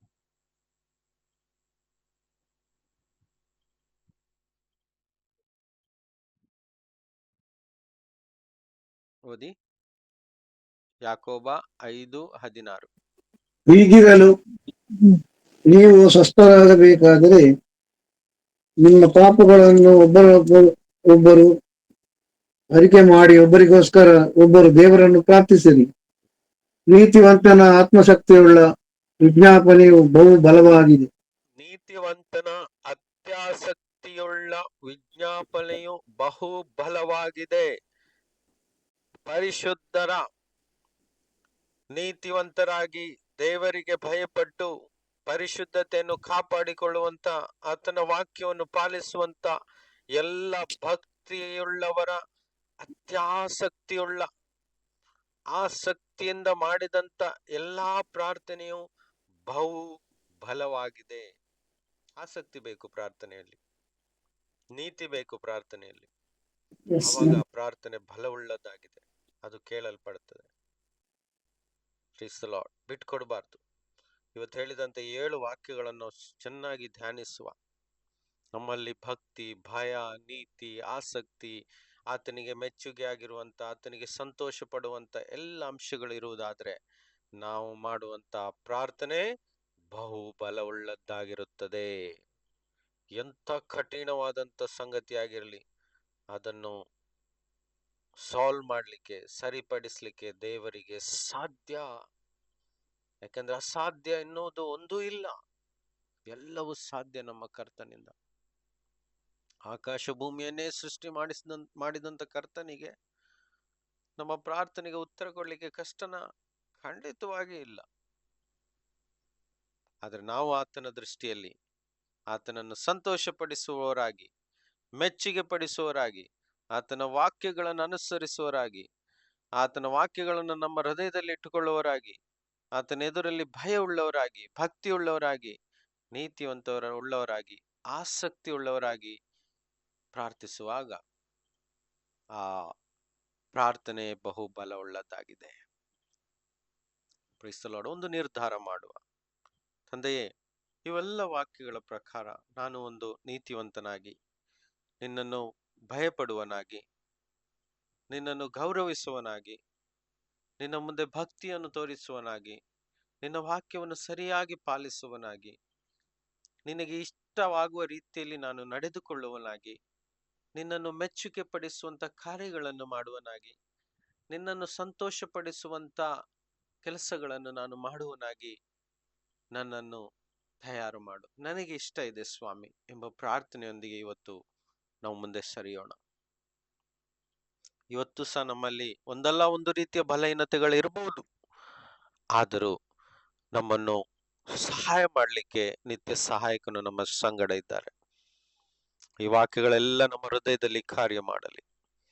ನಾವು ನೀತಿವಂತರಾಗುತ್ತಾ ಅನೇಕ ವಿಷಯಗಳಿಗೆ ಪ್ರಾರ್ಥನೆ ಮಾಡುವಾಗ ಸ್ವರ್ಗದಲ್ಲಿರುವಂತ ಕರುಣೆಯುಳ್ಳ ನಮ್ಮ ತಂದೆಯಾದ ದೇವರು ನಮ್ಮ ಜೀವಿತದಲ್ಲಿ ನಮ್ಮ ನೀತಿಯನ್ನು ನೋಡಿ ಅದಕ್ಕಿಂತ ಹೆಚ್ಚಾಗಿಯೂ ಆತನ ಕೃಪೆಯಲ್ಲಿ, ಆತನ ಕರುಣೆಯಲ್ಲಿ ನಮ್ಮನ್ನು, ನಮ್ಮ ವಿಜ್ಞಾಪನೆಗಳನ್ನು ಕೇಳಿ ನಮಗೆ ಅನುಗ್ರಹಿಸ್ತಾರೆ ಎಂಬುದು ಸತ್ಯವಾಗಿದೆ. ನೋಡಿ, ಆತನ ಕರುಣೆ ಕೃಪೆ ಎಂದಿಗೂ ಸಹ ಇದೆ. ಅದರ ಜೊತೆ ನಮ್ಮ ನೀತಿ, ನಮ್ಮ ಪಾಲನೆ ಇರುವುದಾದ್ರೆ ಅದು ತುಂಬಾ ಪವರ್ಫುಲ್ ಆಗಿರುತ್ತೆ. That will be so powerful. His grace and our obedience will be very powerful. ಪುನಃ ಹೇಳ್ತಿದ್ದೀನಿ, ಆತನ ಕೃಪೆ ಮತ್ತು ನಮ್ಮ ಪಾಲನೆ ಇವೆರಡು ಸೇರ್ಬಿಟ್ರೆ ನಾವು ಈ ಲೋಕವನ್ನೇ ಅಲ್ಲೋಲ ಕಲ್ಲೋಲ ಮಾಡಬಹುದು. ಪೌಲನ ಮೇಲೆ, ಅನೇಕ ಅಪೊಸ್ತಲರುಗಳ ಮೇಲೆ ದೇವರ ಮಹಾ ಕೃಪೆ ಇತ್ತು. ಅದರ ಜೊತೆ ಅವರು ಪಾಲಿಸುವವರಾಗಿದ್ರು, ಕರ್ತನನ್ನು ಹಿಂಬಾಲಿಸುವವರಾಗಿದ್ರು, ನೀತಿವಂತರಾಗಿದ್ರು. ಇವೆರಡು ಸೇರಿದಕ್ಕೋಸ್ಕರ ಅಂತ್ಯೋಕದಲ್ಲಿ ಅಪೊಸ್ತಲರು ಬಂದಾಗ ಅಲ್ಲಿನ ಜನರು ಹೇಳಿದ್ರು, ಇದೋ ಇವರೇ ಲೋಕವನ್ನು ಅಲ್ಲೋಲ ಕಲ್ಲೋಲ ಮಾಡುವವರು. ಇವತ್ತು ನಮಗೂ ಸಹ ಅದೇ ಪವರ್ ಕೊಟ್ಟಿದ್ದಾರೆ. ನಾವು ಕೇವಲ ಅದಕ್ಕೋಸ್ಕರ ತಯಾರಾಗಬೇಕು. ಈ ವಾಕ್ಯಗಳನ್ನೆಲ್ಲ ನಮ್ಮ ಜೀವನದಲ್ಲಿ ಅಳವಡಿಸಿಕೊಳ್ಳೋದಾದ್ರೆ ಖಂಡಿತ ನಾವು ಸಹ ಅನೇಕ ಪ್ರಾರ್ಥನೆಗಳನ್ನು ಮಾಡಿ, ಅನೇಕ ಉತ್ತರಗಳನ್ನು ಕಂಡುಕೊಂಡು ನಾವು ದೇವರಿಗೆ ಅನೇಕ ಫಲವನ್ನು ತರುವರಾಗ್ತೀವಿ. ಅನೇಕರಿಗೆ ಆಶೀರ್ವಾದವೂ ಸಹ ಆಗಿರ್ತೀವಿ. ಹೌದು, ನಮ್ಮ ಜೀವಿತಕ್ಕೆ ಮಾತ್ರ ಆಶೀರ್ವಾದವಲ್ಲ, ನಮ್ಮ ಜೀವಿತದಲ್ಲಿಯೂ ಆಶೀರ್ವಾದವನ್ನು ಹೊಂದಿಕೊಳ್ಬೇಕು. ಬೇರೆಯವರ ಜೀವಿತದಲ್ಲೂ ಸಹ ನಾವು ಒಬ್ಬರು ಆಶೀರ್ವಾದವಾಗಿರ್ಬೇಕು. ಪುನಃ ಹೇಳ್ತೇನೆ, ನಮ್ಮ ಜೀವನದಲ್ಲಿ ನಾವು ಸಹ ಆಶೀರ್ವಾದವಾಗಿರ್ಬೇಕು. ಅದೇ ರೀತಿ ನಾವು ಬೇರೆಯವರಿಗೋಸ್ಕರವೂ ಸಹ ಒಂದು ಆಶೀರ್ವಾದವಾದಂತ ವ್ಯಕ್ತಿಯಾಗಿರ್ಬೇಕು. ನಮ್ಮ ಹತ್ರ ಬರಬೇಕು ಜನರು, ಸಹೋದರ ಸಹೋದರಿ ನನಗೋಸ್ಕರ ಪ್ರಾರ್ಥಿಸು. ಯಾವಾಗ ಅವರು ಬರ್ತಾರೆ ಅವ್ರಿಗೆ ಗೊತ್ತಾಗ್ತದೆ, ಈತನು ನೀತಿವಂತ ವ್ಯಕ್ತಿ, ಇವರಲ್ಲಿ ನೀತಿ ಉಂಟು, ಭಕ್ತಿ ಉಂಟು, ದೇವರು ಇವ್ರ ಜೊತೆ ಇದ್ದಾರೆ. ಯೇಸು ಹೇಳಿದಾರಲ್ಲ, ನಾನು ಒಬ್ಬಂಟಿಗನಲ್ಲ, ನನ್ನ ಜೊತೆ ತಂದೆ ಇದ್ದಾನೆ. ಯಾಕೆ? ನಾನು ಆತನಿಗೆ ಮೆಚ್ಚುಗೆ ಆದಂತ ಕೆಲಸ ಮಾಡ್ತಾ ಇದ್ದೇನೆ. ಅದಕ್ಕೋಸ್ಕರ ನಾನು ಒಬ್ಬಂಟಿಗನಲ್ಲ, ನನ್ನ ಜೊತೆ ತಂದೆ ಇದ್ದಾನೆ ಅಂತ ಯೇಸು ಹೇಳಿದ್ದಾರೆ. ಅದೇ ರೀತಿ ಇವತ್ತು ನಮ್ಮ ಜೊತೆ ತಂದೆ ಇದ್ದಾನೆ ಎನ್ನುವಂತ ಫುಲ್ ಕಾನ್ಫಿಡೆನ್ಸ್ಗೆ ಇರುವಾಗ, ಪೂರ್ಣ ಭರವಸೆಯೊಂದಿಗೆ ಇರುವಾಗ ಅನೇಕರು ನಮ್ಮ ಸಂಗಡ ಬರ್ತಾರೆ, ನಮ್ಮ ಹತ್ರ ಕೇಳ್ತಾರೆ, ಬನ್ನಿ ಅಂತ ನಾವು ಹೇಳ್ಬೋದು. ಆತರು ಕೇಳ್ತಾರೆ, ನಮಗೋಸ್ಕರ ಪ್ರಾರ್ಥನೆ ಮಾಡಿ, ನಮಗೆ ದೇವರ ಸಹಾಯ ಒದಗುವಂತೆ ನಮಗೋಸ್ಕರ ಪ್ರಾರ್ಥಿಸಿ, ರೋಗ ಸೌಖ್ಯವಾಗುವಂತೆ ಪ್ರಾರ್ಥಿಸಿ. ಜನರು ಇವತ್ತು ನರಳಾಡ್ತಾ ಇದ್ದಾರೆ ರೋಗದಲ್ಲಿ. ಅವ್ರನ್ನ ಬಿಡಿಸುವವರು ಯಾರು ಇಲ್ಲ, ಸೌಖ್ಯಪಡಿಸುವವರಿಲ್ಲ, ಸಮಾಧಾನದ ಸುವಾರ್ತೆಯನ್ನು ಹೇಳುವವರಿಲ್ಲ, ಧೈರ್ಯ ಪಡಿಸುವವರಿಲ್ಲ. ಎಲ್ಲರೂ ಸ್ವಾರ್ಥಿಗಳಾಗಿದ್ದಾರೆ ಇವತ್ತು ಜನರು. ಈ ಸ್ವಾರ್ಥವುಳ್ಳ ಲೋಕದಲ್ಲಿ ನಾವು ಬದುಕ್ತಾ ಇದ್ದೇವೆ. ಹಾಗಾಗಿ ನಾವು ಈ ವಾಕ್ಯಗಳೊಂದಿಗೆ ದೇವರಿಗೋಸ್ಕರ ತಯಾರಾಗಬೇಕು. Yes, we have to prepare our self. ಖಂಡಿತ ಎಬ್ಬಿಸ್ತಾರೆ ದೇವರು, ಬಲ ಕೊಡ್ತಾರೆ, ಶಕ್ತಿ ಕೊಡ್ತಾರೆ, ಅದ್ಭುತಗಳನ್ನು ನಡೆಸ್ತಾರೆ, ಉತ್ತರ ಕೊಡ್ತಾರೆ, ಕೈ ಬಿಡುವುದೇ ಇಲ್ಲ. ಯಾಕಂದ್ರೆ ಆತನು ಸತ್ಯವಂತನು. ಅದಕ್ಕೆ ಪದೇ ಪದೇ ಹೇಳ್ತಾರೆ, ನಾನು ಸತ್ಯವಾಗಿ ಹೇಳ್ತಾ ಇದ್ದೇನೆ. ವಾಕ್ಯದಲ್ಲಿ ಹಾಗೆ ಹೇಳಿದ್ದಾರೆ. ಹೇಳಿದ್ದೆಲ್ಲ ಸತ್ಯ, ಸುಳ್ಳನ್ನೋದು ಒಂದು ಇಲ್ಲ. ನಾವು ಒಪ್ಪಿಸಿಕೊಡೋಣ. ಎಸ್ ಲಾರ್ಡ್, ನಿಮ್ಮ ಚಿತ್ತವು ನನ್ನ ಜೀವನದಲ್ಲಿ ನೆರವೇರಬೇಕು. ಇವತ್ತಿಂದ ಒಳ್ಳೆ ಪ್ರಾರ್ಥನೆ ಮಾಡುವವರಾಗಬೇಕು ನಾನು, ನನಗೋಸ್ಕರ, ನನ್ನ ಕುಟುಂಬಕ್ಕೋಸ್ಕರ ಮಾತ್ರವಲ್ಲ ಸ್ವಾಮಿ, ಈ ಲೋಕದಲ್ಲಿ ಕಷ್ಟಪಡುವಂತ ಅನೇಕರಿಗೋಸ್ಕರ, ಅನೇಕ ಸಹೋದರ ಸಹೋದರಿಗೋಸ್ಕರ ಒಂದು ಭಾರವನ್ನು ಎತ್ಕೊಂಡು ಅತ್ಯಾಸಕ್ತಿಯುಳ್ಳ ಅವರಿಗೋಸ್ಕರ ಒಂದು ಆಸಕ್ತಿಯನ್ನು ಹೊಂದಿಕೊಂಡು ಪ್ರಾರ್ಥನೆ ಮಾಡುವಂತ ಒಂದು ಭಾರ ಮತ್ತು ಆಸಕ್ತಿ ನನ್ನೊಳಗೆ ಕೊಡು. ಅದನ್ನು ಕ್ಯಾರಿ ಮಾಡ್ಲಿಕ್ಕೆ, ಅದನ್ನು ಹೊತ್ತುಕೊಂಡು ಅದನ್ನು ಕಂಟಿನ್ಯೂ ಮಾಡ್ಲಿಕ್ಕೆ ನನಗೆ ಒಂದು ಬಲ ಕೊಡು ಅಪ್ಪ ಎನ್ನುವ ಪ್ರಾರ್ಥನೆಯೊಂದಿಗೆ ನಾವು ಮುಂದೆ ಹೋಗುವ. ಬನ್ನಿ, ಎಲ್ಲರೂ ಪ್ರಾರ್ಥನೆ ಮಾಡಿ ನನ್ನ ಜೊತೆ. ಎಲ್ಲರೂ ಪ್ರಾರ್ಥನೆ ಮನೋಭಾವದೊಂದಿಗೆ ಸಮಯದಲ್ಲಿ ಕೂತ್ಕೊಂಡಿರಿ. ಎಲ್ಲರೂ ಕೂತಲ್ಲಿಯೇ ಒಂದು ಪ್ರಾರ್ಥನೆಯನ್ನು ಮಾಡಿ ನನ್ನ ಜೊತೆ. ಅಪ್ಪ, ನಮಗೆ ಬಲಪಡಿಸು, ನನ್ನನ್ನು ಬಲಪಡಿಸು. ನಾನು ನಿನ್ನ ದೃಷ್ಟಿಯಲ್ಲಿ ಯೋಗ್ಯನಾಗಿ ಜೀವಿಸ್ಬೇಕು, ನಿನ್ನ ಪ್ರಿಯ ಮಗನಾಗಿ ಮಗಳಾಗಿ ಜೀವಿಸ್ಬೇಕು. ಅಷ್ಟೇ ಸಾಕು ನನ್ನ ಆಸೆ. ಇವತ್ತು ನಮ್ಮ ಒಂದು ಆಸೆ ಆಗಿರ್ಲಿ. ತಂದೆ, ನಿನ್ನ ದೃಷ್ಟಿಯಲ್ಲಿ, ನಿನ್ನ ಸನಿಹದಲ್ಲಿ, ನಿನ್ನ ಸನ್ನಿಧಿಯಲ್ಲಿ ನಾನು ಯಾವಾಗ್ಲೂ ಒಳ್ಳೆಯ ಮಗನಾಗಿ, ಒಳ್ಳೆಯ ಮಗಳಾಗಿ, ನಿನಗೆ ಇಷ್ಟ ಇರುವ ರೀತಿಯ ನಿನ್ನ ಫೇವ್ರೆಟ್ ಮಗನಾಗಿ ಮಗಳಾಗಿ ನನ್ನನ್ನು ಪರಿವರ್ತಿಸು. ಅನೇಕ ಆಸೆಗಳಿದ್ದಾವೆ ಲೋಕದಲ್ಲಿ. ಇವತ್ತಿನ ಆಸೆ ಇದನ್ನೇ ನಾವು ಪ್ರಕಟಿಸುವ. ಅಪ್ಪ, ನಿನ್ನ ದೃಷ್ಟಿಯಲ್ಲಿ ನಾನು ಒಳ್ಳೆಯ ಒಂದು ಮಗನಾಗಿ ನಾನು ಜೀವಿಸ್ಬೇಕು, ನಿನ್ನ ಪ್ರಿಯ ಮಗನಾಗಿ ಜೀವಿಸ್ಬೇಕು, ನಿನ್ನ ಪ್ರಿಯ ಮಗಳಾಗಿ ಜೀವಿಸ್ಬೇಕು. ಯೇಸು ದೀಕ್ಷಾ ಸ್ನಾನ ತೆಗೆದುಕೊಂಡು ನೀರಿನಿಂದ ಮೇಲೆ ಬಂದಾಗ ಆಕಾಶವಾಣಿ ಆಯಿತು, ಈತನು ನನ್ನ ಪ್ರಿಯ ಮಗನು.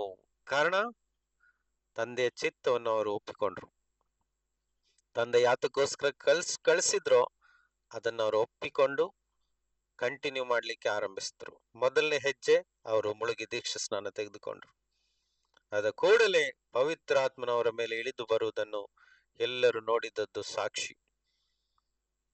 ಯೋಹಾನನ್ ನೋಡಿದನು, ಅಲ್ಲಿ ಸುತ್ತಮುತ್ತಲಿದ್ದವರೆಲ್ಲರೂ ನೋಡಿದ್ರು. ಯೇಸು ಆತ್ಮನಿಂದ ತುಂಬಿಕೊಂಡರು. ಆವಾಗ ವಾಣಿ ಆಯ್ತು, ಈತನು ನನ್ನ ಪ್ರಿಯ ಮಗನು. ಇವತ್ತು ಇದೇ ವಾಣಿ ನಮ್ಮ ಜೀವನದಲ್ಲಿ ಆಗಲಿ. ಯೇಸು ಧೈರ್ಯವಾಗಿ ಇವತ್ತು ಹೇಳೋರಾಗ್ಬೇಕು, ಈತನು ನನ್ನ ಪ್ರಿಯ ಮಗನು, ಈತಳು ನನ್ನ ಪ್ರಿಯ ಮಗಳು ಅಂತ ಹೇಳಲಿಕ್ಕೆ ಯೇಸುವಿನ ಮುಂದೆ ನಾವು ಯೋಗ್ಯರಾಗೋಣ. ಆತನ ಕೃಪೆಯಲ್ಲಿ ಅಧೀನರಾಗೋಣ. ನಮಗೆ ಹೆಚ್ಚಾಗಿ ಕೃಪೆ ದೊರೆಯುತ್ತದೆ. ಆವಾಗ ನಾವು ಬಲಗೊಳ್ತೀವಿ, ಯೋಗ್ಯರಾಗ್ತೀವಿ, ಶಕ್ತಿಶಾಲಿ ಆಗ್ತೀವಿ. ಕರ್ತನಿಗೋಸ್ಕರ ನಾವು ದುಡಿತೀವಿ. Thank you Jesus. ಕರ್ತನೇ, ನಿಮಗೆ ಸ್ತೋತ್ರಪ್ಪ. ಈ ವಾಕ್ಯದಿಂದ ನನ್ನ ಸೇರಿರುವಂತ ನನ್ನ ಎಲ್ಲ ಹಿರಿಯರನ್ನು, ಸಹೋದರ ಸಹೋದರಿಯನ್ನು ಆಶೀರ್ವದಿಸು. ಅವರಿಗೆ ಬಲ ಕೊಡು ಸ್ವಾಮಿ. ನೀತಿವಂತರಾಗಿ, ಒಳ್ಳೆ ಪ್ರಾರ್ಥನಾ ವೀರರಾಗಿ ಅವರನ್ನು ಬದಲಾಯಿಸು. ಅವರಲ್ಲಿರುವಂತ ಎಲ್ಲಾ ಬಲಹೀನತೆಗಳನ್ನು ತೆಗೆದು ಹಾಕಿ ಅವರಿಗೆ ಹೊಸ ಬಲ ಕೊಡು ಸ್ವಾಮಿ. ನಿನ್ನ ಸ್ವರ್ಗೀಯ ಜ್ಞಾನದಿಂದ ತುಂಬು ಕರ್ತನೆ. ನಿನ್ನ ಚಿತ್ತವನ್ನು ತಿಳಿಯಪಡಿಸು ಕರ್ತನೆ. ಅವರು ಪ್ರಾರ್ಥನೆ ಮಾಡುವಾಗಲೆಲ್ಲ ಅವರು ಉತ್ತರ ಕಂಡು ಹಿಡಿದು ನಿನಗೋಸ್ಕರ ಬಹಳ ಫಲವನ್ನು ತರುವರಾಗಲಿ. ಅನೇಕರಿಗೆ ಅವರು ಆಶೀರ್ವಾದವಾಗಿರಲಿ ಕರ್ತನೆ. ಹೌದು ಸ್ವಾಮಿ, ಇಲ್ಲಿಯವರೆಲ್ಲರನ್ನು ನಿನ್ನ ಪ್ರಿಯ ಮಗ ಮಗಳೆಂದು ಕರೆಯಲು ಆ ಒಂದು ಯೋಗ್ಯತೆಯನ್ನು ನಮಗೆ ಕೊಟ್ಟಿದ್ದೀಯಾ. ಅದನ್ನು ಪೂರ್ಣ ಮಾಡ್ಲಿಕ್ಕೆ ಸಹಾಯ ಮಾಡು. ಆ ಯೋಗ್ಯತೆ ಸಿಕ್ಕಿದ್ದು ನಿನ್ನ ನೀತಿವಂತವಾದ ರಕ್ತ ಮತ್ತು ನಿನ್ನ ಶಿಲುಬೆಯ ಮರಣ, ಪಾಪಕ್ಷಮೆಯಿಂದಲೇ ನಾವು ನೀತಿವಂತರಾಗಿದ್ದೇವೆ. ಅದನ್ನು ಕೊನೆಯವರೆಗೂ ಕಾಪಾಡಿಕೊಳ್ಳಿಕ್ಕೆ ಸಹಾಯ ಮಾಡು. ಎಲ್ಲಿ ಎಡವಿ ಬೀಳದಂತೆ ಹೊಸ ಬಲವನ್ನು ಕೊಟ್ಟು ಎಲ್ಲರನ್ನೂ ಅನುಗ್ರಹಿಸು ಕರ್ತನೆ ಎಂದು ಪ್ರಾರ್ಥಿಸ್ತೇನೆ. ಹೌದು ಸ್ವಾಮಿ, ನಿನ್ನ ಚಿತ್ತ ಒಂದೇ ಪರಲೋಕದಲ್ಲಿ ನೆರವೇರುವ ಪ್ರಕಾರ ನಮ್ಮೆಲ್ಲರ ಜೀವಿತದಲ್ಲಿ ನೆರವೇರಲಿ. ಎಲ್ಲಾ ಮಹಿಮೆಯು, ಘನವು, ಮಾನವು ನಿಮಗೆ ಸಲ್ಲಿಸ್ತೇವೆ. ಯೇಸು ಕ್ರಿಸ್ತ ನಾಮದಲ್ಲಿ ಪ್ರಾರ್ಥಿಸೋರಾಗಿದ್ದೇವೆ. ಆಮೇನ್, ಆಮೇನ್, ಆಮೆನ್.